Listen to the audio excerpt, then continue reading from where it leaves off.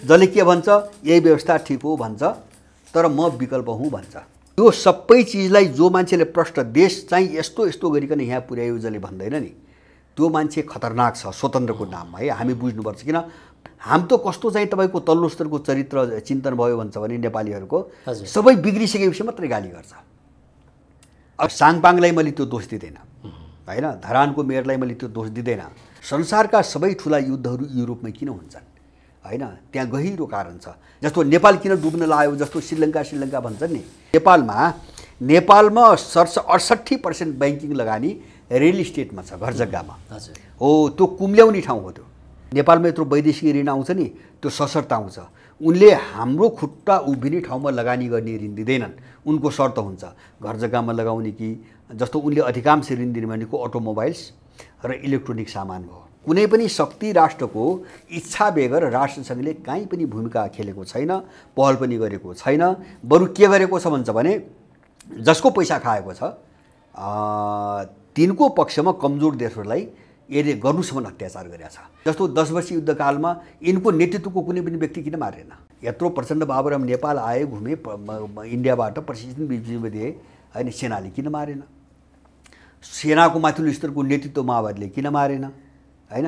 एमाले भित्रका मान्छे किन मरेनन्? काङ्ग्रेसभित्रका मान्छे किन मरेनन्? खेल अर्कै थियो। पैसा त छ, त्यसले सुविधा त दियो, तर सुख त दिएन। पैसाले सुविधा दिन्छ, सुख दिँदैन, सन्तुष्टि दिँदैन। त्यसको निम्ति अरू चाहिँ आचार विचारहरू हुन्छन्, नैतिकता हुन्छन्, मूल्य हुन्छन्, मान्यता हुन्छन्, सम्बन्ध हुन्छ, आत्मीयता हुन्छ। आनन्द दिने त्यसले हो होइन, त्यो त छैन पश्चिमा जगतमा, पैसा मात्रै छ। जस्तो तपाईँ हामी घरै पछि रोगी किन भयौँ आज होइन?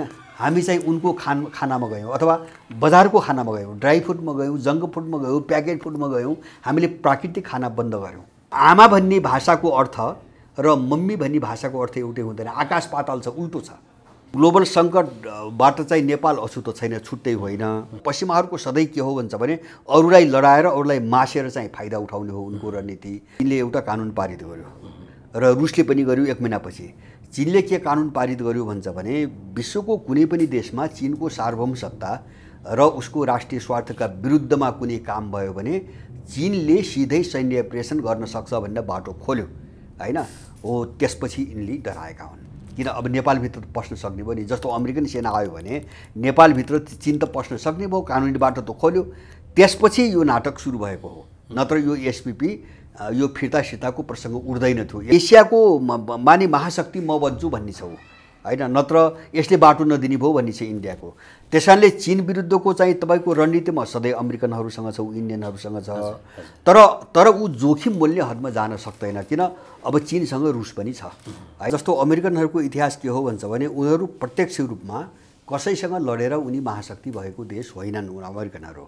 अब युद्ध हुन्छ नै भने मेरो निष्कर्ष के हो भन्छ भने अब यो ताइवानको चाहिँ प्रकरण एउटा नयाँ मोडमा गयो र यसले अब चाहिँ अगाडि ध्रुवीकरण र चाहिँ तपाईँको युद्धको सम्भावनाले एकदम प्रबल बनायो। यो बाहेक अर्को मैले त देखा के हो भन्छ भने 6 महिनाभित्र चाहिँ वारपार हुन्छ। यहाँलाई म एभरेस्ट नेपालमा हार्दिक स्वागत गर्न चाहन्छु। हजुर धन्यवाद। धेरै पछि स्टुडियोमै यहाँसँग अन्तर्वार्ता गर्न पाइयो। धेरै व्यापक विषयवस्तुहरू छन् र धेरै दर्शकहरूको चाहना पनि छ तपाईका केही विचारहरू यो च्यानल मार्फत सार्वजनिक होस् भन्ने। त्यो हिसाबले समय दिनुभयो, म सबैभन्दा पहिला म यहाँलाई आभार व्यक्त गर्छु। अब अहिले सरकारले चुनाव घोषणा गर्यो, यहाँ स्वयं पनि एउटा अब स्थापित राजनीतिक दलहरूले गर्न सकेनन् अथवा बाटो बिराए अथवा पिछलग्गु बने। त्यो हिसाबले हामी केही गर्छौँ भन्ने एउटा मिसन साथ राष्ट्रिय राजनीतिमा उभिनु भएको छ। अहिलेको राजनीतिक परिदृश्यलाई कसरी निहालिराख्नु भएको छ? अहिलेको जस्तो राजनीतिक परिदृश्य तपाईँले भने जस्तो अब दलहरूले गर्न नसकेको, गर्न चाहेर असफल भएको होइन, योभन्दा बढी उनीहरूको चाहिँ तपाईँको सोचमा विचारमा केही पनि नभएको हो। जस्तो विदेशीले उठाएका दलहरू हुन्, उनले सत्तामा ल्याएका दलहरू हुन्, उनले लगानी गरेका मान्छेहरू हुन्। त्यस कारणले उनीहरूबाट देश र चाहिँ यहाँको मान्छेको पक्षमा काम हुने कुनै पनि सम्भावना थिएन। हामीले त्यो नबुझेको हो, आम नेपालीले नबुझेको हो। तर उनले जसरी चाहिँ तपाईँको एउटा विदेशीको बुई चढेर देश विरुद्ध काम गर्दै आए, त्यो अहिलेसम्म आउँदाखेरि विस्फोट भएर सबै सतहमा आएको मात्रै हो। अहिले हामीले देखेको मात्रै हो। अहिलेसम्म एउटा प्रक्रियाबाट चल्ने अवस्थासम्म चल्यो। अब उनले लुकाउन सक्ने हदसम्म चाहिँ तपाईँको लुकाए। अब लुक्ने अवस्था रहेन। जस्तो नेपालको भू राजनीति, विश्वको भू राजनीति जसरी विस्फोटक भएर गयो, उत्कर्षमा पुग्दै गयो, अब यिनीहरू पनि लुक्ने स्थिति भएन र यिनीहरू चाहिँ एक्सपोज भएको मात्रै हो। अब मैले तपाईँको देखेको समग्र देशको परिस्थिति कस्तो हुन्छ भने अहिले विश्वलाई हामीले जसरी देखिरहेका छौँ, जस्तो युक्रेन हुँदै अब ताइवानका घटनाहरू हामीले सुनिरहेका छौँ र इरानतिरका कुराहरू पनि मलाई लाग्छ अब त्यही घटना फेरि दोहोरिन्छ। यो समग्र परिस्थिति जो विश्वमा देखा परिरहेछ, यसैको प्रतिछाया हो नेपालको भूराजनीतिक सङ्कट। नेपाल कसरी जोडिन्छ होला र यो विश्वका यी घटनाक्रम? होइन, नेपाल अभिन्न जोडिन्छ। जस्तो ताइवान कसरी जोडियो, होइन, जस्तो युक्रेन कसरी जोडियो। युक्रेन यस्तो होला भनेर कसैको कल्पना थिएन, तर भयो। भोलि इरान जोडिन्छ। किन भन्छ भने शक्ति राष्ट्रहरूले आफ्नो रणनीतिक स्वार्थको निम्ति अब जहाँ जहाँ चाहिँ उनको एउटा रणनीतिक मिसन जोडिएको हुन्छ त्यो ठाउँमा उनीहरूले काम गर्दै आएका हुन्छन्। जब त्यो कार्यान्वयनको चरण आउँछ त्यसपछि त्यो विस्फोट हुन्छ। अब नेपाल जो यस्तो भयो भन्छौँ नि हामी, यस्तो भयो मात्रै होइन, आज मात्रै होइन, तपाईँको 50 सालदेखि हेर्नुहोस् अर्थतन्त्र सारा बेचेर चाहिँ देशलाई कङ्गाली बनाइदिए, दासढुङ्गा हत्याकाण्ड भयो, दरबार हत्याकाण्ड भयो, के अरे चाहिँ युद्धका नाममा 17,000 नेपालीहरूको हत्या भयो। त यो सबै के को निम्ति, होइन, छानबिन यिनी कसैको पनि किन भएन, यो सबै किनको निम्ति भन्दाखेरि त्यसका पछाडि यिनले गरेको होइन, होइन, यिनी मतियार भएको मात्रै हो। यिनलाई प्रयोग गर्ने शक्तिले त्यो घटना घटाएर आफ्नो बाटो क्लियर गरेको हो आजसम्म। त बाटो सबै साफ भएपछि नेपाललाई अब जुन मिसनमा उनले प्रयोग गर्न चाहेका थिए त्यो मिसनमा डोर्याउन खोज्दैछन्। सङ्कट त्यहाँबाट आएको हुनाले यो ग्लोबल सङ्कटबाट चाहिँ नेपाल अछुतो छैन, छुट्टै होइन। त्यस कारणले यो वैश्विक सङ्कट, ग्लोबल सङ्कट के हो भन्छ भने जस्तो अहिले हामीले युक्रेन हेर्छौँ, ताइवान हेर्छौँ र त्यससँग जोडिएका मुद्दा, देशको लडाइँभन्दा पनि त्यससँग जोडिएको मुद्दा, जस्तो चाहिँ रुसीहरूको युक्रेनको तपाईँको घटनापछि उनको उनले बारम्बार भनिरहेको के छ भन्छ भने रुसी सभ्यताको पहिचान, आफ्नो रुचि पहिचानको तपाईँको रक्षा, रुसको चाहिँ गैर पश्चिमाकरण, होइन, तपाईँको भाषामा, शब्दमा, सुरक्षा रणनीतिमा अथवा राजनीतिक प्रणालीमा सबै गैर पश्चिमीकरण उनले चाहिँ अहिले उठाइरहेको मुद्दा त्यही हो। चीनको पनि त्यही हो।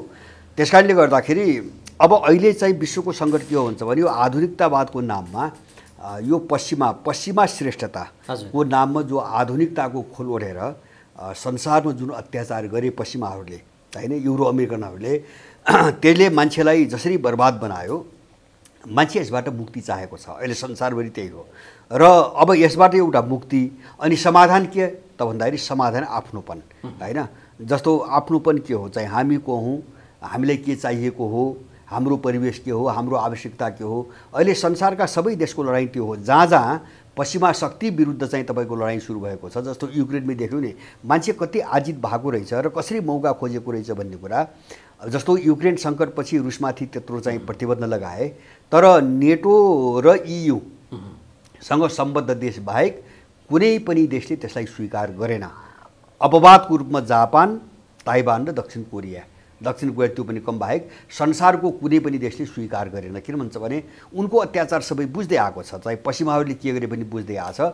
नेपालको सङ्कट त्यही जोडिएको छ। त्यस कारणले गर्दाखेरि मैले भन्न खोजेको जस्तो अहिले चाहिँ समग्र वैश्विक जो ध्रुवीकरण हो, होइन, ग्लोबल जो चाहिँ ध्रुवीकरण हो, जसरी ठ्याक्कै दुईटा ब्लकमा पूर्व र पश्चिमको नाममा, होइन, सबै मोर्चामा, आर्थिक मोर्चामा, सामरिक मोर्चामा र सभ्यताको मोर्चामा जसरी विभाजित हुन सुरु गर्यो र एक विश्वको ठाउँमा चाहिँ बहुध्रुवीयता, होइन, एक ध्रुवको ठाउँमा बहुध्रुव, एउटा विश्व व्यवस्थाको ठाउँमा मल्टी अर्डर, यस्ता धेरै मुद्दाहरू उठिरहेका छन् अहिले र त्यसलाई संस्थागत गर्ने कोसिस पनि भइरहेछ। हामी देख्छौँ नि, जस्तो ब्रिक्स ब्याङ्कको ठाउँमा चाहिँ न्यू डेभलपमेन्ट ब्याङ्क, के अरे चाहिँ विश्व ब्याङ्कको ठाउँमा ब्रिक्स ब्याङ्क, अब एसियाली विकास ब्याङ्कको ठाउँमा AIIB ब्याङ्क, अब नेटोको ठाउँमा साङ्घाई कोअपरेसन ग्रुप, सबै समानान्तर बनिरहेछ। त्यस कारणले विश्व चाहिँ तपाईँको दुई फ्याकमा विभाजित भइसक्यो, होइन। अब यसमा अहिलेसम्मको ट्रेन्ड हेर्दा पश्चिमा शक्ति निरन्तर ओह्रालो लाग्दै आछ, होइन। जस्तो क्रिमियाको घटनादेखि तपाईँको दर्जनौँ घटनाहरू घटे। क्रिमियापछि 2014 पछि युक्रेनसम्म आउँदा र त्यो मात्र होइन, ताइवानसम्म पनि आउँदा पश्चिमा शक्ति निरन्तर ओह्रालो लागिरहेछ। नेपालको चाहिँ विकास प्रक्रिया त्यही हो। त्यस कारणले त्यसकै लयमा नेपालको यो सङ्कटले निष्कर्ष पाउँछ। यहाँबाट त्यो इन्डो पश्चिमा शक्तिले बोकेका जो आपराधिक तत्त्वहरू छन्, देशविरोधी तत्त्वहरू छन्, यिनको पतन बाहेक अर्को मैले कुनै पनि विकल्प देख्दिनँ। त्यसको निम्ति केही समय लाग्छ होइन, एउटा निष्कर्षमा पुग्न केही समय लाग्छ र विश्वको ग्लोबल राजनीति एउटा टुङ्गोमा नपुगिकन नेपालको यो सङ्कट टुङ्गोमा पुग्दैन, यो भ्रम हो। मैले भने नि दुईटा अभिन्न रूपले जोडिएका छन्, जस्तो यहाँ भित्रबाट गरेर मात्रै पनि हुँदैन होइन, किन उनीहरू धेरै बलिया छन्।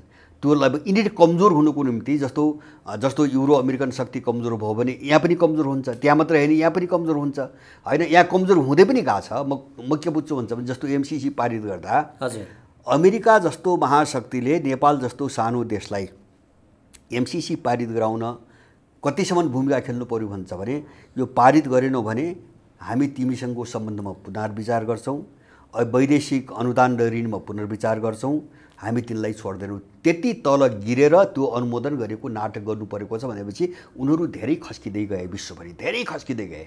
म ताइवान हेर्छु होइन, अमेरिकाले केही पनि गर्दैन होइन, अमेरिकाले केही पनि गर्दैन कि सिधै युद्धमा भिड्नु पर्यो, त्यो उनीहरू नचाहने। किन पश्चिमाहरूको सधैँ के हो भन्छ भने अरूलाई लडाएर अरूलाई मासेर चाहिँ फाइदा उठाउने हो उनको रणनीति, उनीहरू सामुन्यमा आउँदैनन्। त्यस कारणले यसले चाहिँ यो अहिलेको विश्वको समग्र प्रक्रियाले नेपाललाई एउटा निष्कर्षतिर लगिरहेको छ, त्यो निष्कर्षमा जान्छ। र त्यो भनेको के हो भन्छ भने समग्र यो प्रणाली जस्तो मैले भने आधुनिकतावादसँग जोडिएको अथवा पश्चिमी विचारधारासँग जोडिएको राजनीतिक प्रणाली, आर्थिक प्रणाली, सामाजिक प्रणाली, नैतिक प्रणाली जति पनि चिजहरू छन्, मूल्य मान्यता जति भन्छन्, यिनको चाहिँ तपाईँको पतन नै नेपालको समाधान हो।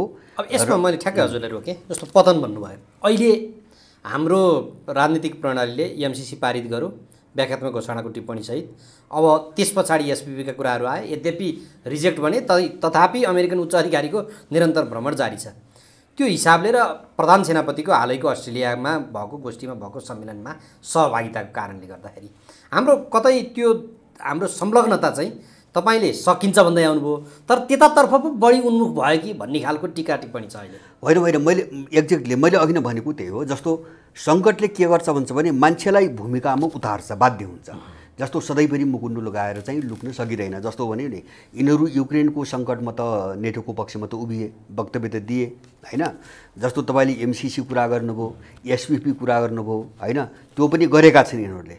त्यो खारेज हुन्छ अथवा खारेज भने एउटा वक्तव्य त देखाएको छैन अहिलेसम्म, त्यो पत्र पठा हो कि होइन निश्चित त छैन होइन। अब परराष्ट्र मन्त्रालयले पठाएको कागज पनि देखाउन मिल्दैन भन्छ, त्यस्तो गुन्डा मान्छे चाहिँ मन्त्री भएर बसेको छ भनेपछि अब यसले यिनीहरूको सङ्कट देखाइरहेको छ। मैले भन्न खोजेको के होइन, जस्तो यिनीहरूलाई चाहिँ जोगिनको निम्ति असंलग्नताको खोल चाहिँ ओढ्नको निम्ति चाहिँ बाहिर अब के अरे चाहिँ तटस्थ देखिनु पनि परेको छ।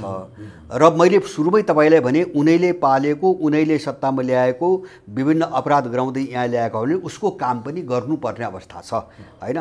तर यो अन्तिम वारपारको लडाइँमा यो चाहिँ दोगला चाहिँ चरित्र चल्दैन। जस्तो युक्रेनमा खुल्नु पऱ्यो नि, अब ताइवानमा खुल्नुपर्छ अलि पछि होइन। अहिले बोले कतापट्टि खुल्छन् अब यो अमेरिकातिरै खुल्छ, यो सत्ता अमेरिकातिरै खोल्नुपर्छ। किन उसैले चाहिँ पालेका मान्छे भएपछि होइन, चाहे प्रचण्डको कुरा गर्नुहोस्, चाहे चाहिँ माधव नेपाल भन्नुहोस्, चाहे शेरबहादुर भन्नुहोस् अथवा अरू भन्नुहोस्। चुनाव अगाडि खुल्छ कि चुनाव पछि फेरि अर्को सरकार आउला त्यस पछाडिको? अब चुनावभन्दा जस्तो मलाई अहिले के लाग्छ भने यो चरणमा शेरबहादुर बोल्न नसकेर उनका वरिपरिका मान्छेहरूबाट यो कुरो बाहिर आउँछ, मलाई त्यो विश्वास छ होइन।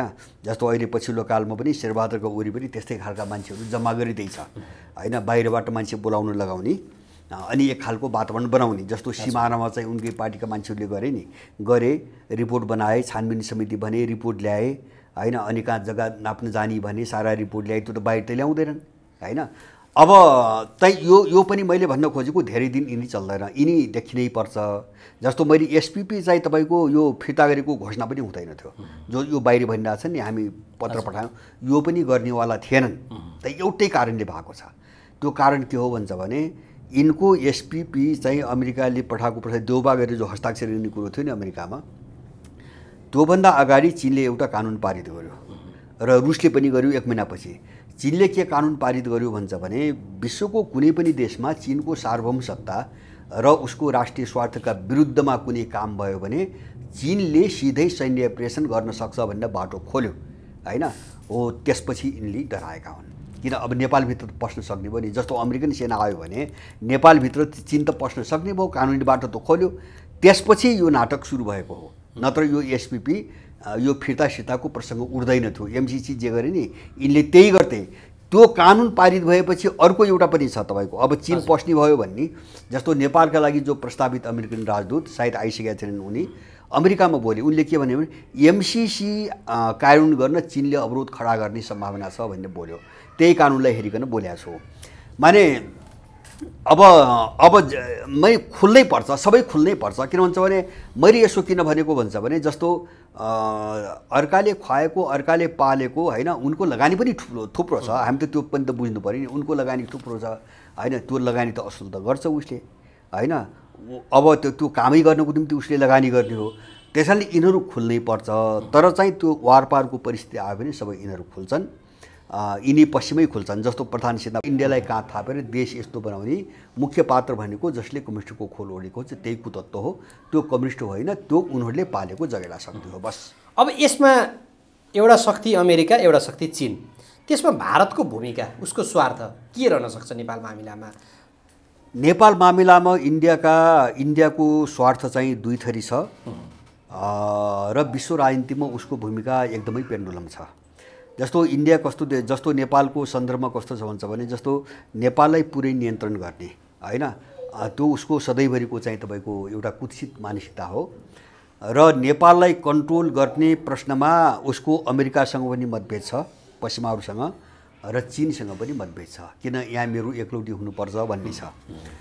तर पश्चिमासँग उसको सहकार्य कहाँ छ भन्छ भने चीन विश्वको ठुलो महाशक्ति बन्यो होइन, इन्डियाभन्दा चाहिँ 2 वर्षपछि स्वतन्त्र भएको। अब इन्डिया अहिले चीनभन्दा 50 वर्ष पछाडि छ। त्यो ईर्ष्याले गर्दाखेरि चीनलाई कमजोर बनाउने मुद्दामा ऊ जहिले पनि पश्चिमाहरूसँग छ होइन। अब यहाँ छरछिमेकमा प्रभुत्वको हिसाबमा ऊ सबैको विरोधी छ, प्रतिस्पर्धा छ। चीनलाई कमजोर बनाउने मामिलामा ऊ पश्चिमाहरूसँग छ। तर अहिलेको विश्वको ध्रुवीकरण के हो भन्छ भने पूर्व र पश्चिमको नाममा भइरहेछ। यो ध्रुवीकरण एउटा सभ्यताको नाममा भइरहेछ होइन। त्यसकारणले गर्दाखेरि अब पूर्वीय जगतबाट म पुरै कर्छु भन्ने डरले ऊ खुलेरै चीनको विरुद्धमा पनि आउन सक्दैन। किन अहिले बिचमा रुस पनि छ होइन। रुस चीनसँग पुरै सम्बन्ध तोडेर पश्चिमा कितामा पनि ऊ जान सक्दैन, गए पनि उसले ठेक्दैन। जस्तो व्यापार अथवा चाहिँ सैन्य प्रविधि चीन र रुसप्रति अत्यधिक निर्भर छ। त्यसैले अन्तर्राष्ट्रिय राजनीतिमा इन्डियाको खासै राजनीतिक भूमिका अहिलेसम्म बन्न सकेको छैन, मैले त्यस्तो देख्दिनँ। तर अब ठुलो जनसङ्ख्या, ठुलो तपाईँको बजार भएको हुनाले सबैको तानातान चाहिँ छ। पश्चिमाहरूको तानातान, पश्चिमाहरूको पनि के छ भन्छ भने जस्तो इन्डिया जस्तो देश आफ्नो हातमा भएन भने चीनसँग खेल्ने बाटो बन्दै हुन्छ। जस्तो अमेरिकनहरू नेपालमा खेले त इन्डियाको सहयोग न हो होइन, अमेरिका एक्लै आएर त खेल्ने ठाउँ त छैन। मेरो जिज्ञासा पनि यही हो। अब यो अवस्थामा नेपालप्रति उसको के रहन्छ हो होइन, नेपालप्रति चीनका विरुद्धमा अमेरिकाले जे गर्छ त्यसमा इन्डियाको साथै रहन्छ होइन। किन चीनलाई खलबल्याउने प्रश्नमा साथै रहन्छ। किन चीन खलबलियो भने एसियाको माने महाशक्ति म बन्छु भन्ने छ होइन, नत्र यसले बाटो नदिने भयो भन्ने छ इन्डियाको। त्यसैले चीन विरुद्धको चाहिँ तपाईँको रणनीतिमा सधैँ अमेरिकनहरूसँग छ, इन्डियनहरूसँग छ। तर ऊ जोखिम मूल्य हदमा जान सक्दैन। किन अब चीनसँग रुस पनि छ होइन। अब जस्तो रुससँग सम्बन्ध बिग्रियो भने मलाई लाग्छ रुस र चीनसँग सम्बन्ध बिग्रियो भने इन्डिया चाहिँ आफ्नो जो अस्तित्व छ नि भौगोलिक, त्यो चाहिँ तपाईँको 2-4 महिना पनि इन्डियाले ठेक्न सक्ने अवस्था हुँदैन होइन। त्यो जोखिममा ऊ छ। त्यसकारणले गर्दाखेरि यसको मैले भने केही समयसम्म यसो यस्तै दोगला रणनीति, जस्तो चीनको विरुद्धमा पनि ऊ खुलेर भूमिका खेल्न सक्दैन होइन, भित्र भूमिका खेल्ने। तर जस्तो अहिले तपाईँको अब अहिले नेपालभित्र अमेरिकाले जे गरिरहेछ सबै ब्याकिङ इन्डियाले गरिरहेछ, इन्डिया भएर भइरहेछ। र अहिले पनि हामी भित्रबाट सुनिरहेछौँ, सूचना पाइरहेछौँ कि तपाईँको अहिले चीनको विरुद्धमा माहौल बनाउनुको निम्ति आरएसएसका मान्छेहरू बरु सक्रियतापूर्वक नेपालभित्र लागिरहेका छन् होइन, नेपालभित्र खटिरहेका छन् अहिले पनि। त्यसकारणले गर्दाखेरि नेपाल यो भूराजनीतिक जो सङ्कट छ, यो सङ्कट जस्तो अहिले यो पछिल्लो कालमा मैले पाएको एउटा सूचना के भन्छ भने ताइवानको पक्षमा नेपाललाई खडा गर्नको निम्ति इन्डिया पनि लागिरहेछ। र उनको अर्को रणनीति के छ भन्छ भने चीनसँग चाहिँ तपाईँको केही मान्छेहरूको कुरो है, मैले पाएको सूचना विश्वस्त भरपर्दो हो। इन्डियनहरूको चाहिँ आरएसएसको चाहिँ योजना कहाँसम्म छ भन्छ भने चीनसँग सिधै नेपाल विरुद्धमा गयो र सम्बन्ध बिग्रियो भने अब एउटा चाहिँ मुठभेड अथवा चाहिँ ठ्याक्कै कूटनीतिक सम्बन्ध चाहिँ टुट्ने अवस्था आउँछ। त्यसपछि नेपालमा अब चिनियाले पनि छोड्ने कुरा त आउँदैन नि। चिनाले पनि दबाब अथवा आफ्नो लागेको सबै गर्न सक्छ। र नेपाल एउटा अराजकतामा पुग्यो भने, त्यो ठाउँमा पुग्यो भने यो नक्कली नागरिकताधारी सबै मान्छे प्रयोग गरेर कम्तीमा पनि तराईको एउटा भूभाग चाहिँ क्याप्चर गर्न सकिन्छ, यही बेला क्याप्चर गर्न सकिन्छ भन्नेसम्मको बहस आरएसएसमा सुरु भएको छ अहिले। अब त्यहाँसम्म त्यो अराजकतामा पुर्याउन उनीहरू नेपाललाई ताइवानको पक्षमा उभिनको निम्ति अमेरिकनलाई सहयोग गरिरहेका छन् अहिले आरएसएस। अब अहिले त्यसको राजनीतिक शाखा भयो, बिजेपी त शाखा भयो भनेपछि यो विषयमा हामी भ्रम पाल्न चाहिँ जरुरी हुन्न। इन्डिया कहिले पनि नेपालको हितमा छैन र इन्डियाले नेपालको भू राजनीति कहिले पनि सङ्लिन दिँदैन। अमेरिकनहरू त पछि थप्या हो, जस्तो इन्डियनहरूको चरित्र कमजोरी अथवा चाहिँ उनको एउटा क्षुद्रता सबै हेरिकन अब त्यसलाई प्रयोग गरेर अमेरिकनहरू त पछि आएको हो। त इन्डिया नेपालको भू राजनीतिमा कहिले पनि चाहिँ सकारात्मक दृष्टिकोण लाग्दैन। अब यो ताइवान प्रकरणले खास गरी अब चीनले त्यहाँ क्षेप्यास्त्र नि प्रहार गर्यो, अब त्यस पछाडि अरू तोपहरू अहिले विभिन्न चलिरहेको पनि छ। अब उक्साउने काम गरियो चीनलाई भनेर रुसले बोलिसकेका छ। यसले यो विश्वको घटनाक्रमलाई ठुलो एउटा युद्ध मोर्चामा आगामी दिनमा लैजाँदैछ कि अथवा यसको पूर्वाभ्यास हो कि कस्तो पाउनुभएको छ यसमा चाहिँ? यो जस्तो एउटा शर्त, एउटा अप्सन है, विकल्प जस्तो एउटा अपवादमा पश्चिममा जस्तो अमेरिकनहरूको इतिहास के हो भन्छ भने उनीहरू प्रत्यक्ष रूपमा कसैसँग लडेर उनी महाशक्ति भएको देश होइनन् अमेरिकनहरू। अमेरिकनहरू पहिलो विश्वयुद्ध, दोस्रो विश्वयुद्ध, त्यसपछि युद्धहरूमा साह्रै कमजोरमाथि त आक्रमण गरे, तर शक्ति राष्ट्रहरूसँग यिनी प्रत्यक्ष लडाइँ कहिले पनि गरेका छैनन्। यिनले अरूलाई लडाएर महाशक्ति बनेका हुन् अमेरिकनहरू। त्यसकारणले अमेरिकनहरूको मानसिकता अहिले पनि सिधै आफू म युद्धमा भिड्ने भन्ने अहिले पनि छैन। मलाई त्यो विश्वास लाग्दैन, किन उनीहरू बाँच्न चाहन्छन्, अरूलाई मारेर उनी भाले बन्न चाहन्छन् हैन। त्यो त बाँचेर मात्रै हुने कुरा हो, लडेर त सहित दिन्छ। अमेरिकन लड्न चाहन्न पहिलो कुरा। दोस्रो कुरा मैले के देख्छु भन्छ भने पहिलो विश्वयुद्ध र दोस्रो विश्वयुद्धभन्दा अहिलेको जो तनाव बढिरहेछ यसको चाहिँ विशेषतालाई हामीले बेग्लै ढङ्गले बुझ्नुपर्छ हैन। अहिलेको यो ध्रुवीकरण मैले सुरुमा तपाईँलाई भने पहिलो कुरो त केही सङ्गीन गम्भीर मुद्दाहरू छन्, जस्तो चाहिँ पूर्वीय शक्ति हैन, पूर्व र पश्चिमा शक्ति एउटा मुद्दा भयो। अब एक ध्रुवीयता र बहुध्रुवीयता हैन दोस्रो मुद्दा भयो। अथवा चाहिँ तपाईँको सभ्यताको मुद्दा तेस्रो मुद्दा भयो।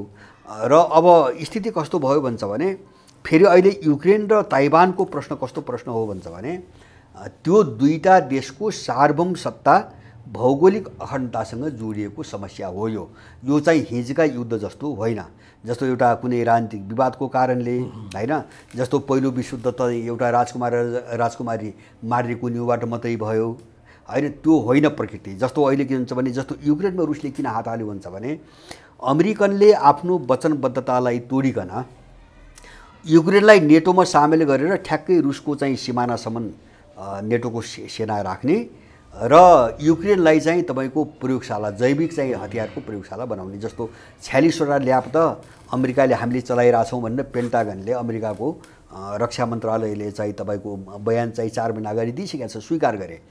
भने अब रुसको भौगोलिक अखण्डतामाथि नै उनले चाहिँ चुनौती दिएर त्यहाँसम्म आइसकेपछि बाध्य भएर चाहिँ रुसले कारबाही गर्नु परेको हो हैन। अब ताइवानको कुरो, ताइवान त चीनकै अङ्ग हो हैन। संसारले मानेको त्यही अमेरिकाले लिखित सम्झौता गरेको, 1972मा सम्झौता गरेको। अहिले पनि उनीहरूको चाहिँ एउटा कुत्सित मानसिकता कहाँ देखिन्छ भने जो बाइडेनले एकातिर के भनिरहेछ, हामी एक चीन नीति बदलेका छौँ, त्यसमै प्रतिबद्ध छौँ पनि भनिरहेछ। अर्कोतिर ऊ के भन्छ, सँगसँगै भन्छ भने चीनको स्वाधीनता खलबलिएको चाहिँ हामी चाहिँ मान्दैनौँ भन्छ। जब ताइवान चीनको हो र एक चीन नीति मान्छ भने चीन ताइवानको स्वाधीनता भने के हैन, किन साम्राज्यवाद भने थियो। ऊ बौलाइरहेछन् उनीहरू, किन आफ्नो अस्तित्वमाथि जो चुनौती आयो नि अहिले अरू शक्ति राष्ट्रहरूबाट, त्यसबाट उनीहरू अहिले विक्षिप्त छन्। अब 2-3टा कारणले विश्वयुद्ध भइसार्छ। या त पश्चिमाले आत्मसमर्पण गर्नुपर्छ, अब युद्धबाट नबस्ने हो भने सबै जान्छ, किन परमाणु हतियार प्रयोग भयो भने त तिनी पनि बाँकी बच्दैनन्। अब हिजोको 2टा विश्वयुद्ध जस्तो त होइन। यसबाट डरेर या उनीहरू पछि हट्नुपर्छ, होइन भने युद्ध हुन्छ, विश्वयुद्ध हुन्छ, यसमा शङ्कै नगर्दा हुन्छ। र त्यसको थालनी 2014मा सुरु भइसकेको छ, बीजारोपण त्यहाँ भइसकेको छ। मेरो निष्कर्ष त्यही हो। जुन क्रिमिया मामिलाबाट, क्रिमियाभन्दा अगाडि जब अमेरिकनहरूले युक्रेनमा निर्वाचित राष्ट्रपति यानुकोभिचलाई हैन सारा चाहिँ भिड प्रयोग गरेर अवदस्त गराए नि। अनि त्यो डोनबास क्षेत्रमा जो चाहिँ रुसी भाषीहरूको कत्लेआम सुरु भयो होइन, 1.5 वर्षमा 15,000 चाहिँ रुसी भाषीहरू मारिए। अनि त्यसपछि मिन्स्क सम्झौता भयो, 2टा सम्झौता भयो, रुस फ्रान्स र चाहिँ तपाईँको जर्मनी मध्यस्थकर्ता भए। त्यो सम्झौता आफैले गरेको सम्झौतालाई अमेरिकाले कार्यान्वयन गर्न दिएन युक्रेनलाई। अनि चाहिँ गएको फरवरी 20 तारिकसम्म त्यो मिन्स्क सम्झौता कार्यान्वयन गर्नुपर्ने चाहिँ तपाईँको हदम्याद थियो र रुसले त्यो शर्त राखेको थियो र त्यो शर्त पनि चाहिँ तपाईँको उल्लङ्घन गरेपछि र म्याद गुज्रेपछि 4 दिनपछि रुसले चाहिँ सैन्य अपरेसन सुरु गरेको हो। माने ताइवानको प्रश्न त्यही हो। त्यसकारणले यो चौथो ताइवान सङ्कट हो अमेरिकाले सिर्जना गरेको। एकचोटि तपाईँको 54-55मा, दोस्रो पटक 1958मा, तेस्रो पटक 1995-96, चौथो पटक हो। तर अब अहिले चीनले जो घेरिरहेको छ नि ताइवानलाई, मलाई के लाग्दैन भन्छ भने अब भोलिसम्म छ आइतबार पछि चीन पहिलेको जस्तो फेरि सर्लक्क फर्केर चाहिँ तपाईँको मेनल्यान्डमा मुख्य भूमिमा जान्छ अनि ताइवान हिजोको ठाउँमा आउँछ भन्ने अब कल्पना नगरे हुन्छ होइन। अब भोलिको चाहिँ तपाईँ भोलिपछि के गर्छ चीनले त्यो मैले भन्न सक्दैन। तर ताइवान स्टेट जो जलसन्धि छ नि त्यसलाई चीनले कन्ट्रोल गर्छ र ताइवानमा जो निष्क्रिय चलखेल थियो नि अमेरिकनको त्यो अब हिजोको चाहिँ अवस्थामा फर्किन सक्दैन। यसको अर्थ के हो भन्छ भने अब चीनसँग लड्नु पर्यो, चीनसँग लड्नु पर्यो। र चीनसँग मात्रै होइन कि तपाईँको रुसले चाहिँ तपाईँको जो पुटिनको राजनीतिक र दार्शनिक सल्लाहकार छन्, एउटा डुगिन भन्ने एउटा विद्वान छन्, मैले त्यो कुराको अलिकति आफ्नो सामाजिक सञ्जाल पनि हिजो राखेँ। उनले के भनेका छन् भन्छ भने उनी पुटिनको बौद्धिक फिडब्याक हुन्, उनी बौद्धिक रूपमा सबै सल्लाह दिने हुने हुन्।